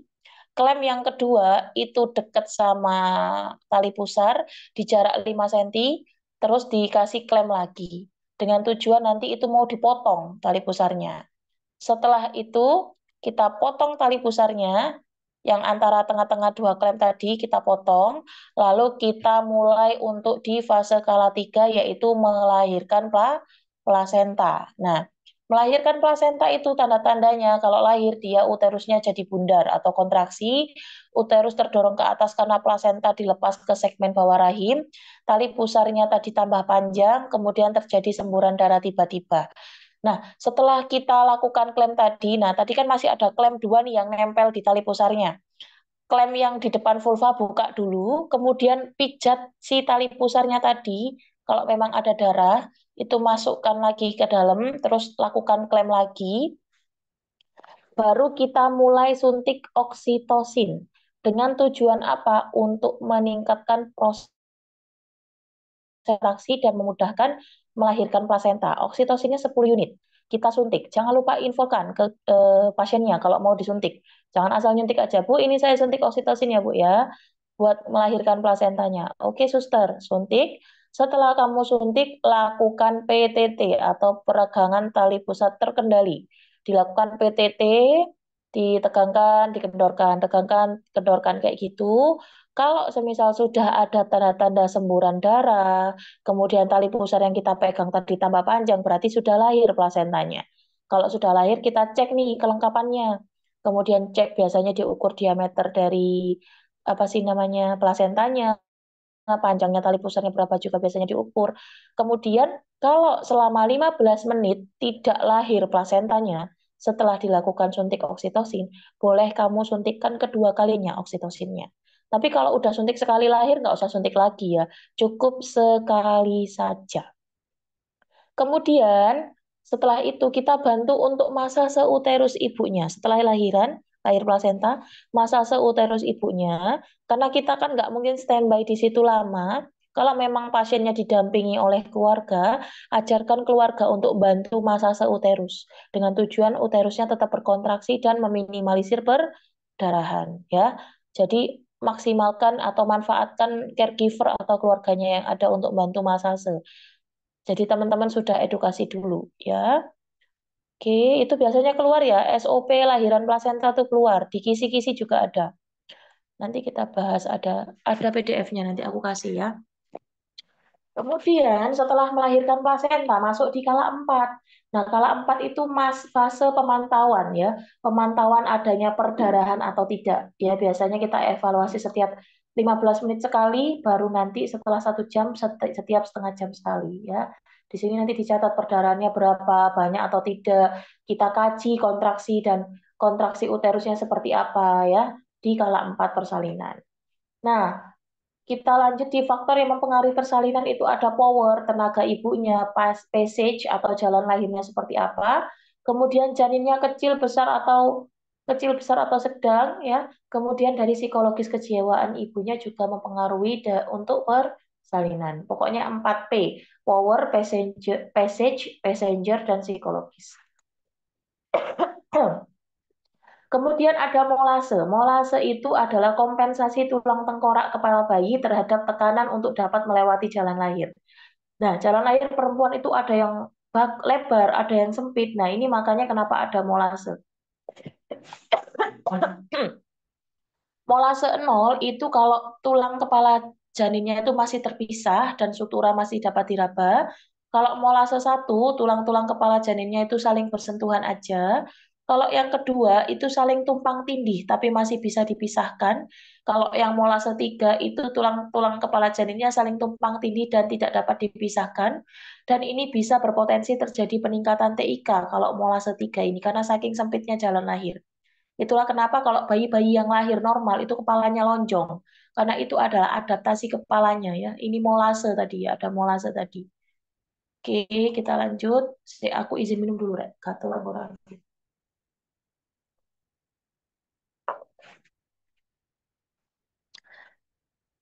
Kita lanjut untuk membuka jalan lahir selain kalau memang jalan lahirnya kurang lebar ya, biasanya juga kita lakukan episiotomi, tapi biasanya kita maksimalkan tanpa episiotomi terlebih dahulu.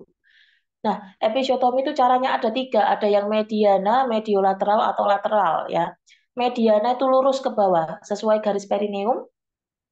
Kalau mediolateral itu lurus terus miring. Nah, itu biasanya lebih sering digunakan karena dia itu apa sih namanya minimalis perdarahannya mediolateral. Kalau yang miring langsung tidak mengikuti garis itu tidak boleh dilakukan karena bisa mengakibatkan perdarahan lebih banyak dan susah kalau mau dijahit ya. Tapi biasanya yang dipakai teman-teman yang di rumah sakit itu yang mediana. Jadi yang lurus gitu aja dibuka sedikit aja. Tapi kadang-kadang tanpa dibuka pun terjadi ruptur perineum ya kalau semisal penolongnya nggak pinter megangin perineumnya pas lahiran.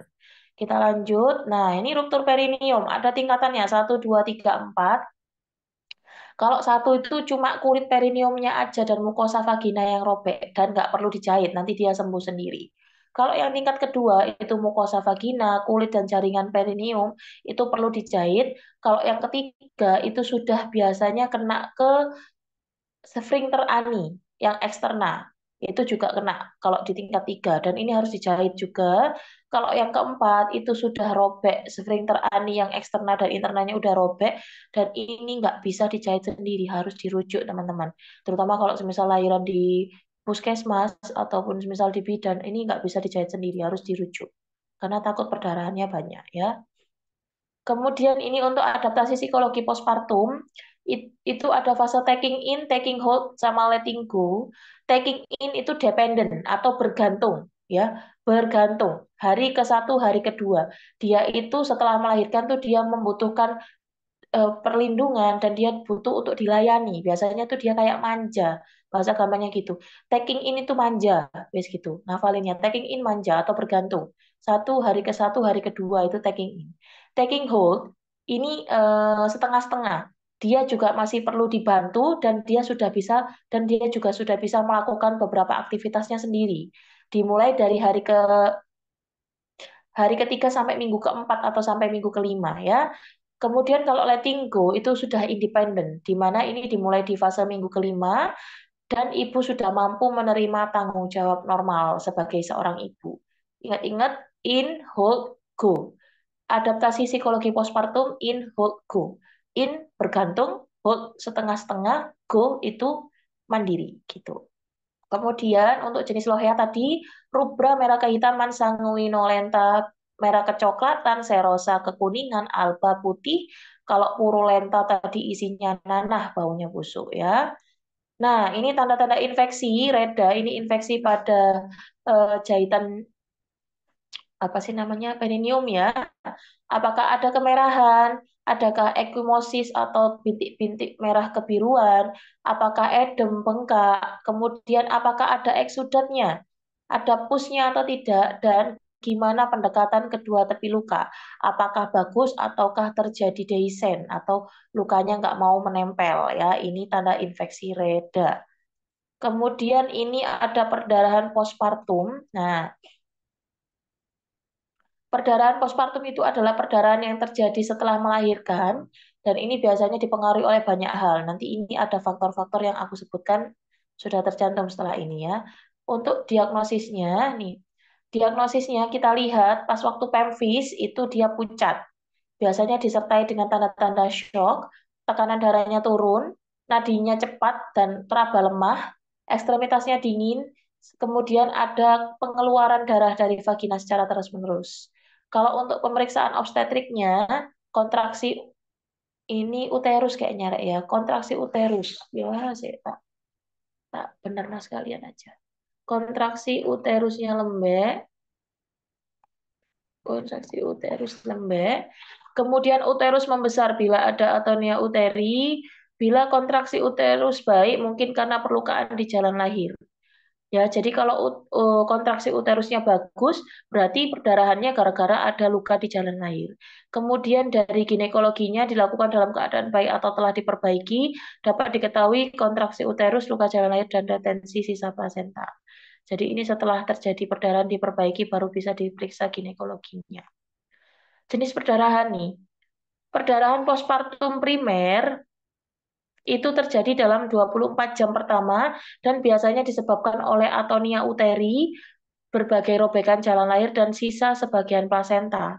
Dalam kasus yang jarang, biasanya ada inversio uteri, sedangkan postpartum sekunder itu terjadi setelah 24 jam persalinan, biasanya karena sisa plasenta, jadi plasentanya tertinggal.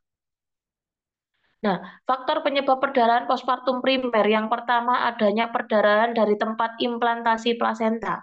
Biasanya ini disebabkan oleh gangguan perfusi miometrium, di mana induksi dan stimulasi persalinan yang berlebih itu bisa menyebabkan kerja uterus yang berlebih sehingga mengakibatkan kegagalan retraksi otot uterus pada kala 3. Jadi uterusnya itu akhirnya nggak bisa berkontraksi sehingga terjadi perdarahan. Kemudian poin kedua disebabkan oleh overdistensi uterus. Bisa jadi kalau overdistensi berarti mengembangnya terlalu berlebihan akibat hidranmion ataupun bayi kembar.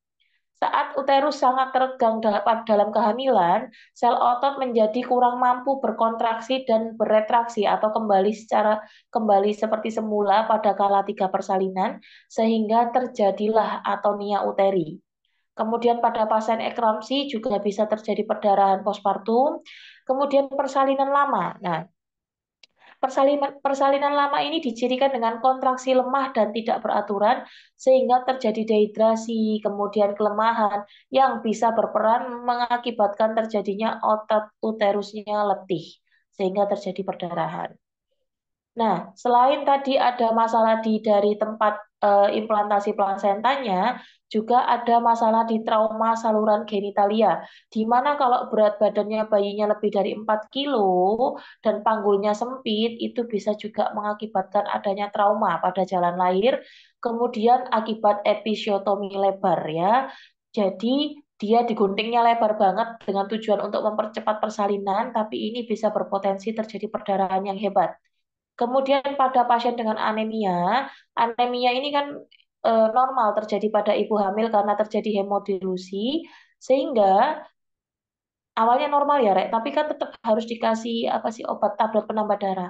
Harus diminum terus biar HB-nya nggak rendah. Nah, pada ibu-ibu dengan HB-nya rendah atau ibu-ibu yang mengalami anemia, itu bisa mengakibatkan juga terjadi perdarahan postpartum karena adanya atonia uteri. Nah, atonia uteri itu apa sih, Kak? Nah, atonia uteri adalah keadaan lemahnya tonus atau kontraksi rahim yang menyebabkan uterus tidak mampu menutup perdarahan terbuka. Gampangannya gini, uterusnya nggak mau berkontraksi, ya, lemes uterusnya, sehingga uterus tidak bisa berkontraksi, akhirnya pembuluh darahnya yang nggak bisa bervasokonstriksi, sehingga terjadi perdarahan, ya. Faktor penyebabnya banyak tadi, regangan rahim terlalu berlebih karena kehamilan kembar, polihidramnion, ataupun anaknya besar. Kelelahan, kemudian kehamilan yang multipara atau yang hamil bolak-balik, ibu dengan kondisi KU-nya jelek, anemis, dan menderita penyakit menaun, diabetes, hipertensi, dan lain-lain. Kemudian ada mioma uteri atau ada miom. Kemudian ada infeksi intrauterin, ataupun ada riwayat pernah atonia uteri sebelumnya. Itu faktor penyebab atonia uteri. Kemudian ada robekan jalan lahir.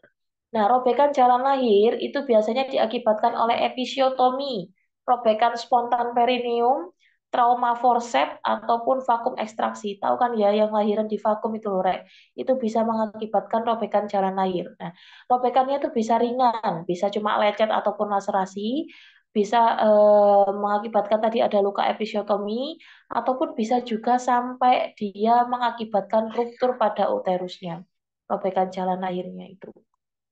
Nah, kemudian perdarahan postpartum selain atonia uteri, robekan jalan lahir juga terjadi retensio plasenta. Retensio plasenta itu adalah tertinggalnya plasenta.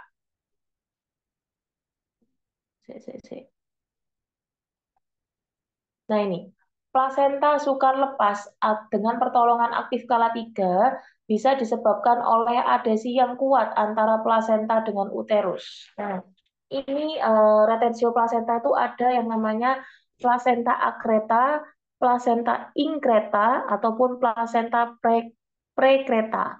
Angel ya, arane yo. Plasenta akreta itu gambarnya kayak gini nih, Rek. Dia implantasinya menembus desi 2 basalis dan nitabuch layer atau dia itu terlalu dalam.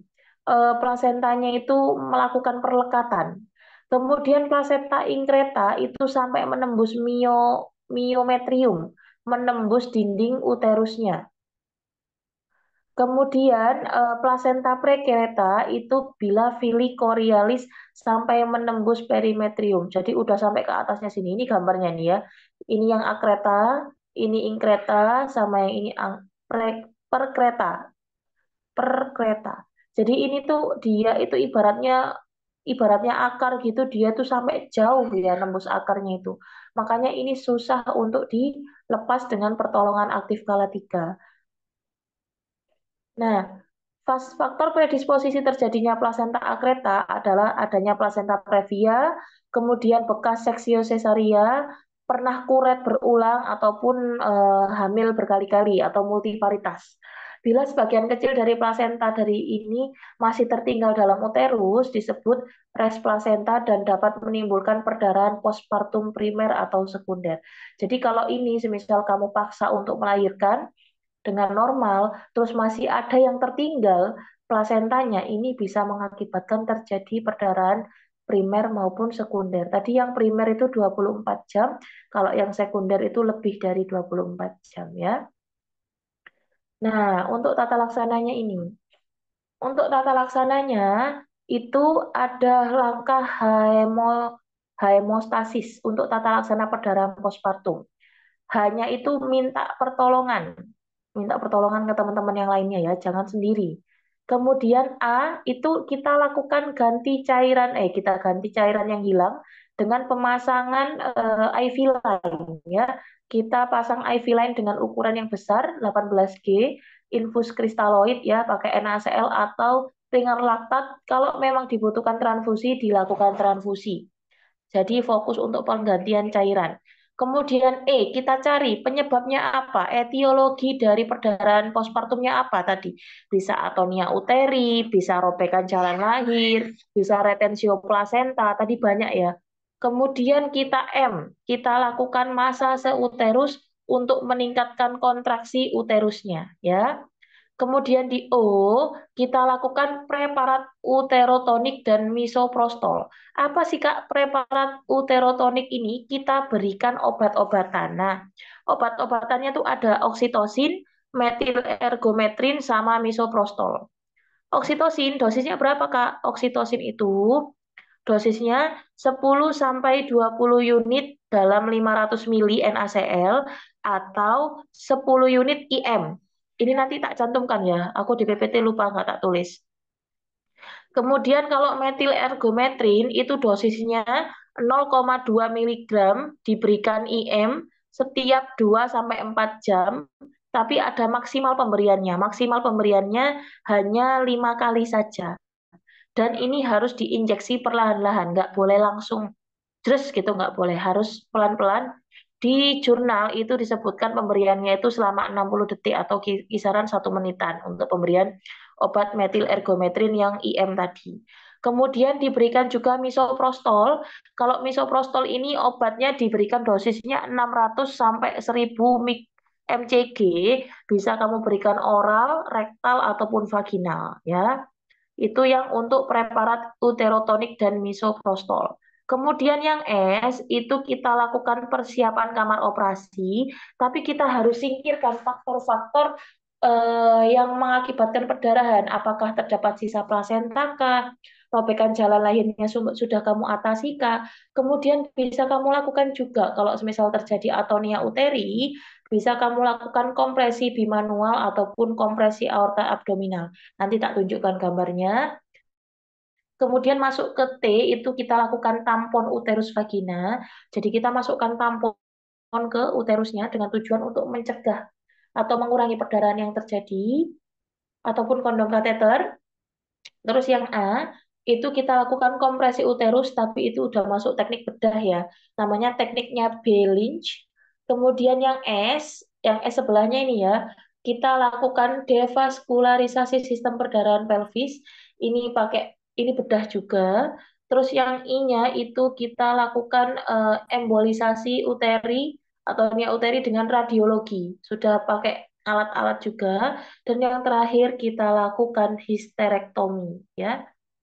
Itu langkah terakhir. Nah, tadi ada kompresi bimanual sama kompresi aorta abdominal itu gimana cara Kak? Nah, ini kalau semisal terjadi atonia uteri, kalau kita kan apa sih namanya? Pertolongan pertama kan kita lakukan masa seuterus ya, masa seuterus, kok perdarahan terus ya Kak ya, kok perdarahan uterus, itu bisa kita berikan tadi oksitosin dulu ya, oksitosin dulu dikasih 10 unit per IM via IM, kita observasi, kalau semisal kalau kalau semisal masih terjadi perdarahan, ya kita bisa lakukan bantu untuk manual kompresi kayak gini caranya nih ya. Jadi tangannya kita penolong itu masuk ke uterus ya. Kita bantu untuk menekan kompresi dengan tujuan untuk menghentikan perdarahan ya. Kita hentikan perdarahannya. Kalau semisal dia masih belum bisa untuk menghentikan perdarahannya ini, lakukan selanjutnya yaitu adalah aortic compression. Caranya seperti ini. Kita hentikan aliran darah aorta yang ada di sini ya. Ini kan ada aorta besar di sini. Kita kompresi dengan tujuan untuk menghentikan perdarahannya. Ya, ini tadi masuk di ini S ya. S. Kalau yang di ruangan tadi kan kita masase dulu. Ingat-ingat tata laksana pertama, pasang IV line dulu, ganti cairan yang hilang, baru kaji penyebabnya, masa seuterusnya dulu. Kalau masa seuterus nggak bisa, masukkan obat-obatannya. Bisa kamu pilih oksitosin, metil atau misoprostol. Kemudian kalau nggak ngefek, ngangkat langsung ke kompresi bimanual sama kompresi aorta abdominal. Kalau nggak bisa ini pakai ini, kita lakukan tampon. Kita lakukan tampon, kalau setelah itu nggak bisa, kita masukkan ke ruang bedah, Rek. Kita masukkan ke ruang bedah. Nanti ini ada teknik-tekniknya ini ya. Teknik Belinch, kemudian ada apa nih? Laso Budiman, atonia uteri, ovarika banyak ini. Kemudian diembolisasi dengan radiologi. Kalau memang terakhir nggak bisa masih perdarahan, salah satunya jalan adalah kita angkat rahimnya untuk menghentikan perdarahan. Itu ya. Jadi ingat-ingat kalau tata laksana perdarahan postpartum adalah kita gunakan prinsip hemostasis tadi. Ini versi bahasa Indonesia, bahasa Inggrisnya juga ada, cuma aku nggak cantumkan. Kemudian ini juga sering muncul placenta previa. Apa sih Kak placenta previa itu? Nah, placenta previa adalah plasenta yang berimplantasi rendah sehingga menutupi sebagian atau seluruh ostium uteri internum.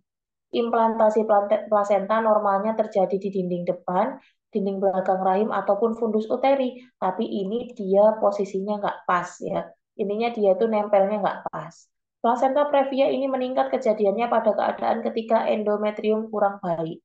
Semisal dia ada atrofi atau vaskularisasinya berkurang.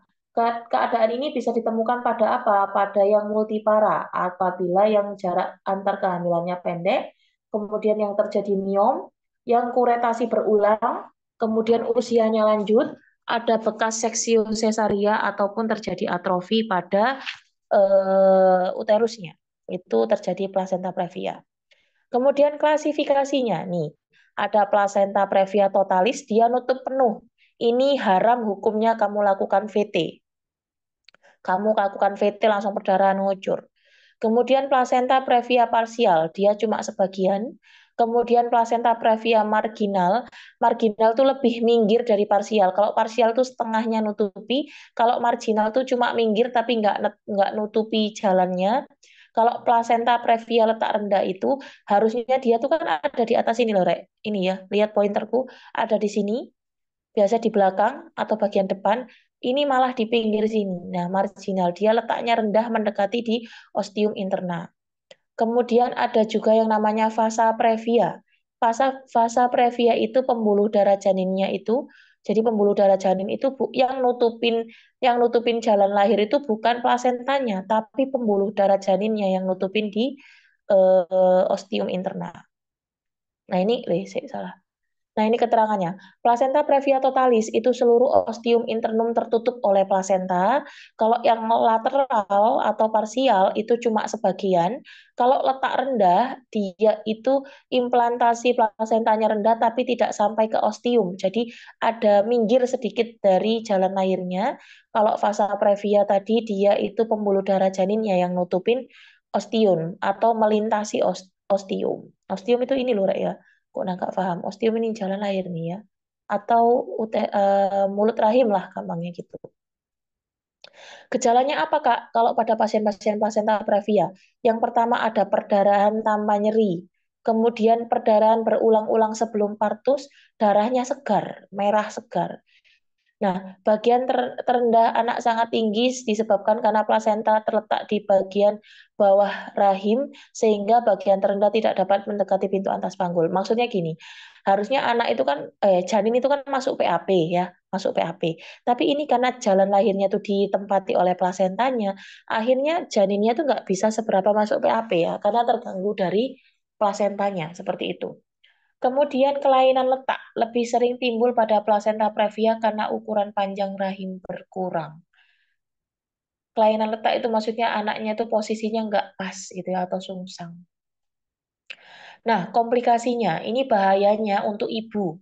Jadi ada yang nanya, Kak, ini kalau plasenta previa itu diagnosanya apa? Diagnosanya yang pasti adalah resiko cedera pada ibu dan resiko cedera pada janin. Resiko cederanya apa, Kak? Bisa terjadi shock kalau memang terjadi perdarahan yang banyak. Kemudian bisa terjadi perfusi perifer tidak efektif karena perdarahan yang banyak tadi. Bisa gara-gara itu terjadi infeksi sepsis juga bisa. Kalau emboli ini jarang terjadi, tapi memang ada beberapa kasus yang terjadi. Kemudian bisa terjadi kelainan koagulopati atau penggumpalan darahnya, sehingga terjadi shock juga, dan yang terakhir kematian. Kemudian bahaya yang melanda pada anak meliputi bisa jadi anaknya hipoksia, bisa anemia, dan bisa juga terjadi kematian. Jadi komplikasinya nggak hanya ke ibu, tapi ke janinnya juga terjadi. Nah, pemeriksaan penunjangnya itu kita lakukan VT. Loh, Kak, kok VT? Kan katanya tadi nggak boleh. Nah, pemeriksaan dalam itu boleh dilakukan kalau dia itu sudah di kamar operasi dan siap untuk dilakukan operasi segera. Jadi syaratnya pasien plasenta previa kalau di ruangan biasa haram hukumnya di VT. Tapi kalau di kamar operasi mau dilahirkan itu boleh dilakukan VT. Tapi yang melakukan dokternya ya dokter obginnya ya. Kemudian dilakukan USG atau ultrasonografi, di mana ini untuk mengetahui letak dari plasenta previanya.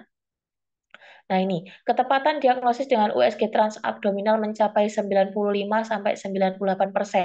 untuk mengetahui plasenta previanya, apalagi kalau dilakukan USG transvaginal, maka hasil prosentasenya bisa lebih tinggi lagi. Ya. Nah, tata laksananya gimana, Kak? Ada tata laksana konservatif, di mana ini penanganan dengan konservatif adalah mempertahankan kehamilan sampai waktu tertentu yang biasanya ditentukan oleh dokter yang melakukan tindakan kolaborasi dengan bidan atau perawat di rumah sakit. Nah, konservatifnya itu dilakukan pada apa? Pada pasien apa? Jika usia kehamilan belum optimal atau kurang dari 37 minggu dan perdarahannya sedikit, kemudian kehamilan masih dapat dipertahankan karena perdarahan pertama pada umumnya tidak berat dan dapat berhenti secara sendirinya. Kemudian belum ada tanda-tanda persalinan, itu masih kita pertahankan. Bayinya jangan dilahirkan. Kemudian DJJ-nya bagus, kondisinya baik, KU-nya ibunya baik, HB-nya 89 atau lebih, berarti di atas 8 ataupun 9 masih bagus. masih bisa dipertahankan kehamilannya. Kemudian pasiennya tetap harus dirawat dengan istirahat total atau bed rest, tidak boleh kemana-mana. Total care pasiennya ya. Dan jangan lupa juga diberikan infus dan elektrolit atau kita ganti cairan yang hilang tadi. Kemudian juga kita harus lihat apakah bayinya ini sudah matang paru-parunya. Kalau belum matang, boleh diberikan obat-obatan untuk pematangan paru. Kemudian periksa HB dan HT dalam batas normal ya. Kalau HB dan HT dalam batas normal masih bisa kita pertahankan kehamilannya tadi ya ini dengan kadar HB 8 sampai 9%. Kemudian pemeriksaan USG keadaan plasenta masih dalam batas normal dan awasi terjadinya perdarahan terus-menerus, tensi, nadi, dan denyut jantung janinnya. Takutnya perdarahannya cuma sedikit kok lama-lama semakin banyak, itu harus diobservasi ketat ya. Jangan sampai terjadi penurunan TTV akibat perdarahan. Kemudian kalau penanganan aktif itu apa Kak? Jadi tadi ada konservatif, ada yang aktif. Nah, aktif itu penanganan yang dilakukan untuk mengakhiri kehamilan ya langsung diterminasi. Dengan cara apa, Kak? Diseksio sesaria. Jadi haram hukumnya lahir normal karena jalannya kan ditutup ya, ditutup atau dihambat sebagian tadi. Nah, kriteria untuk penanganan aktif itu apa sih, Kak? Nah, usia kehamilannya sudah lebih dari 37 minggu dan BB janinnya 2.500 ke atas. Ini sudah boleh dilahirkan. Kemudian kalau perdarahannya udah banyak, lebih dari 500 cc, lahirkan saja karena kalau tidak ibunya yang bermasalah ya. Anaknya juga bisa terjadi anemia dan kematian juga. Kemudian sudah ada tanda-tanda persalinan tadi, bisnya sudah sering dan teratur, kemudian sudah ada penonjolan vulva, kemudian apa sih namanya, dia sudah ada tanda-tanda ingin meneran itu boleh dilakukan persalinan. Kemudian ada tanda-tanda kegawat daruratan, misalnya pasiennya shock dan lain-lain, itu harus segera dilahirkan dan kondisi umum ibu tidak baik, ibunya anemi dengan HB8 ke bawah harus dilakukan terminasi pada kehamilannya. Nah, diagnosa keperawatan yang muncul resiko cedera pada ibu tadi ya, resiko cederanya banyak bisa shock dan lain-lain ya akibat perdarahan yang terjadi. Kemudian resiko cedera pada janinnya juga bisa muncul resiko shock kalau memang belum ada tanda-tanda shock ya. Resiko shock bisa diangkat kalau belum ada tanda-tanda shock. Tanda-tanda shock apa? Akral dingin, tensi turun, apalagi akral dingin, tensi turun, CRT memanjang, heart rate-nya naik. Nah, itu kalau sudah masuk ke shock. Diingat-ingat, shock itu ada fasenya, ada kompensasi, dekompensasi, sama shock irreversible. Kalau kompensasi itu belum ada tanda-tanda gejala yang signifikan. Biasanya pas waktu kita lihat pasiennya masih normal-normal aja, tapi dia mengarah ke shock. Kalau dekompensasi itu sudah terjadi penurunan sirkulasi, di mana sudah ada penurunan tekanan darah, peningkatan heart rate, nadinya mulai lemah, kemudian ada CRT memanjang, akral dingin, itu sudah fase dekompensasi di mana sudah terjadi penurunan sirkulasi tubuh. Kalau fase shock irreversible, berarti sudah terjadi kegagalan or organ. Kalau resiko shock itu bisa diambil di fase kompensasi tadi, karena belum ada penurunan tekanan darah, belum ada akralnya masih bagus, itu masuk masuk di resiko shock. Kalau sudah ada menunjukkan tanda-tanda shock, sementara di keperawatan tidak ada diagnosa shock, maka diagnosa yang kamu angkat adalah hipovolemia, ya atau terjadi penurunan volume tubuh. Nah, ini nanti tata laksananya kita lakukan manajemen cairan, entah itu cairan yang diberikan kristaloid, koloid, ataupun produk darah. Ya, ingat-ingat kalau resiko shock itu belum ada tanda-tanda shock. Kalau sudah ada tanda-tanda shock, ambil di hipovolemia. Jangan sampai salah. Oke? Oke, sudah selesai. Ada yang mau ditanyakan? Ada yang mau ditanyakan nggak? Ayo, ada yang mau ditanyakan? Eh, kok udah selesai aja sih? Bentar, Rek. Yang imunisasi belum. Satu lagi ya, imunisasi, Rek. Bentar, imunisasi. Imunisasi di mana ya? Aku naruhnya bentar ya. Imunisasi.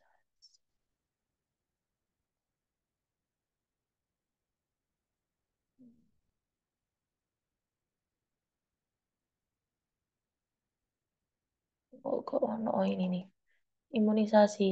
Review dikit aja imunisasi ya.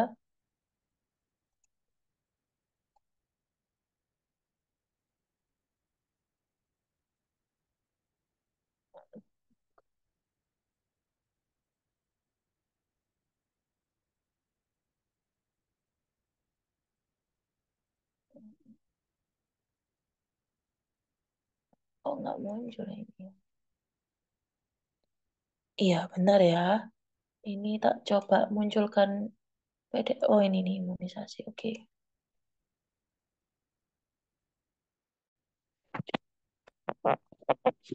Nah, imunisasi. Ini selayang pandang aja ya. Kontrasepsi nurse. Nanti kontrasepsi itu di next pembahasan ya.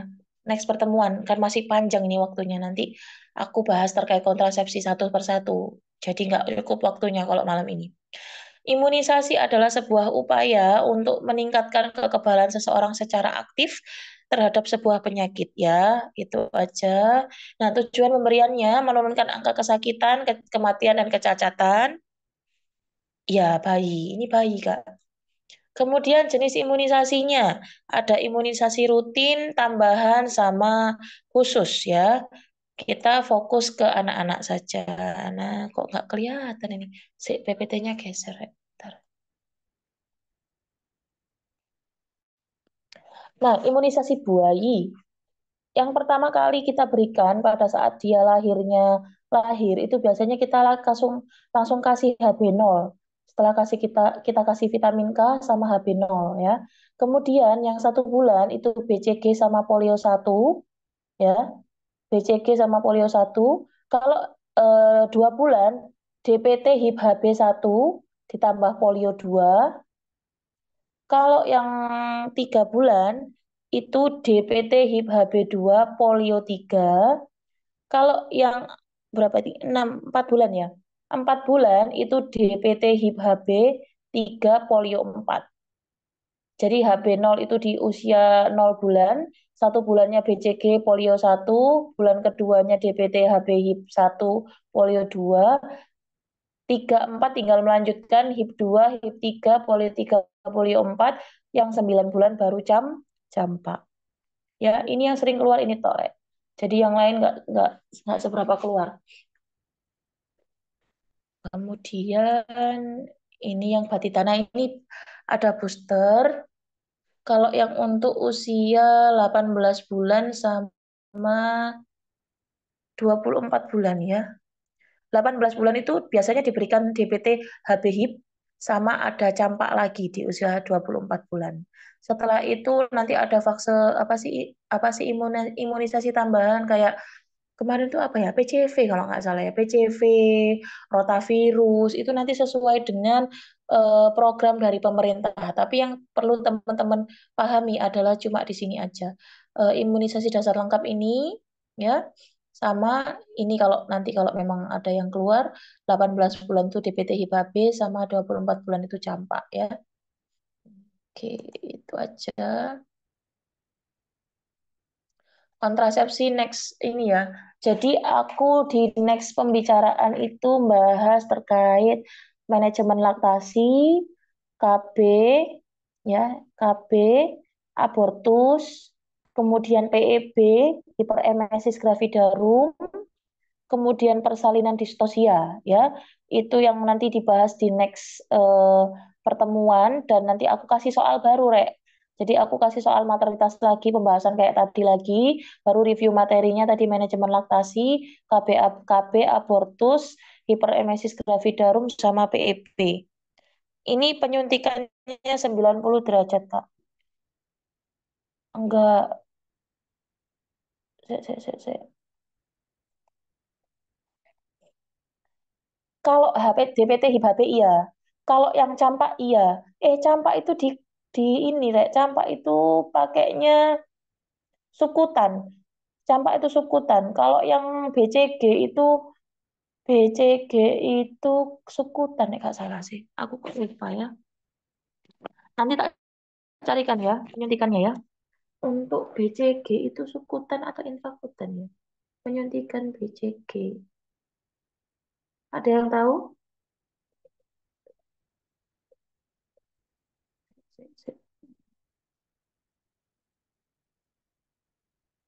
Intrakutan kayaknya dia.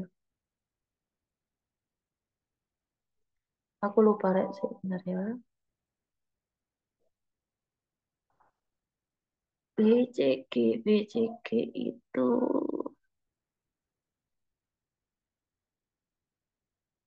dia itu intrakutan kalau nggak salah ya. Di bawah kulit. BCG itu di bawah kulit, makanya muncul bendol. Iya kan? Intrakutan kan? Iya. Yang subkutan tuh campak. Kalau nggak salah subkutan tuh kalau campak tuh di bahu. Campak tuh di bahu nggak sih? Nah, ya kan? BCG sama Kak dengan skin test. Intrakutan. Campak itu di bahu kan ya? Di bahu dan subkutan kalau nggak salah. Pemberian campak itu subkutan. Kali aku dek Kak review. Nah, campak 45 ya subkutan. Kalau DPT HIP HB itu IM, tapi biasanya di paha ngasihnya. Kadang ada yang paha, kadang ada yang subkutan juga. DPT HIP HB itu bisa subkutan, bisa IM kayaknya. DPT HIP HB. HIP HB itu subkutan.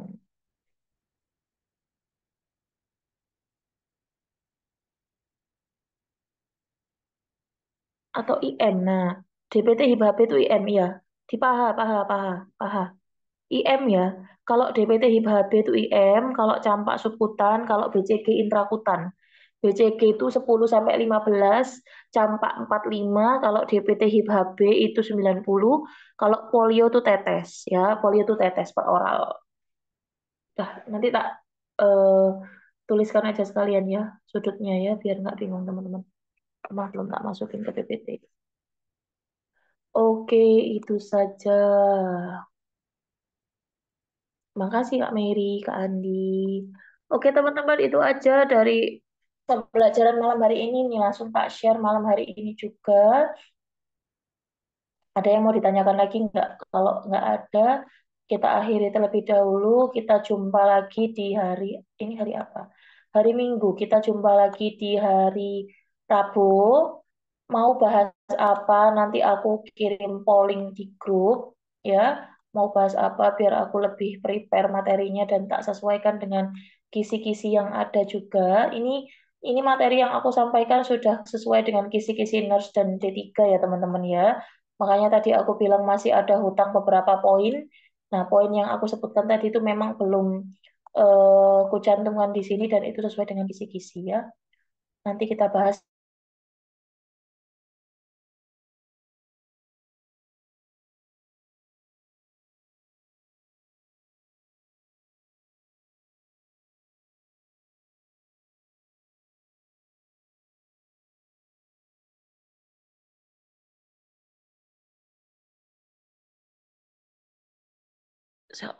Maaf ya, tiba-tiba keluar lagi dari Zoom. Ada yang mau ditanyakan? Kalau tidak ada yang mau ditanyakan, aku akhiri terlebih dahulu. Kita jumpa lagi di hari Rabu untuk yang Ukom Bimbel Agustus ya, untuk batch Agustus. Kalau yang Juni kita ketemu lagi hari Selasa. Sampai jumpa. Semoga apa yang kita pelajari malam hari ini bermanfaat. Jangan lupa nanti di-review lagi kalau materi udah aku kirim ke grup ya. Selamat beristirahat. Semoga apa yang kita pelajari bisa masuk ke dalam otak kita dan saat kita butuhkan bisa kita recall dengan segera ya. Mohon maaf selama penyampaian kalau semisal aku tadi sering keluar dari Zoom tiba-tiba, kemudian kalau mungkin ada yang salah-salah kata selama penyampaian materi mohon dimaafkan karena sejatinya kesempurnaan hanya milik Allah Subhanahu wa taala ya. Oke, sampai jumpa. Selamat beristirahat teman-teman. Selamat scroll TikTok ya. Scroll TikToknya belajar ya. lihat yang kalau ada yang lagi live bahas soal, boleh ikutan. Oh ya, besok siang jangan lupa join di live TikTok aku ya. Aku bahas soal terbaru yang dikirim Kak siapa tadi ya? Kak Surya atau Kak siapa itu di grup. Kita bahas ya, ada 180 soal, lumayan buat nambah untuk kosakata, nambah bank soal yang ada di otak kita. Oke, aku akhiri terlebih dahulu. Wawul muwafiq ila aqwamit thoriq. Assalamualaikum warahmatullahi wabarakatuh. Sampai jumpa. Bye-bye. Waalaikumsalam warahmatullahi wabarakatuh. Terima kasih, Kak.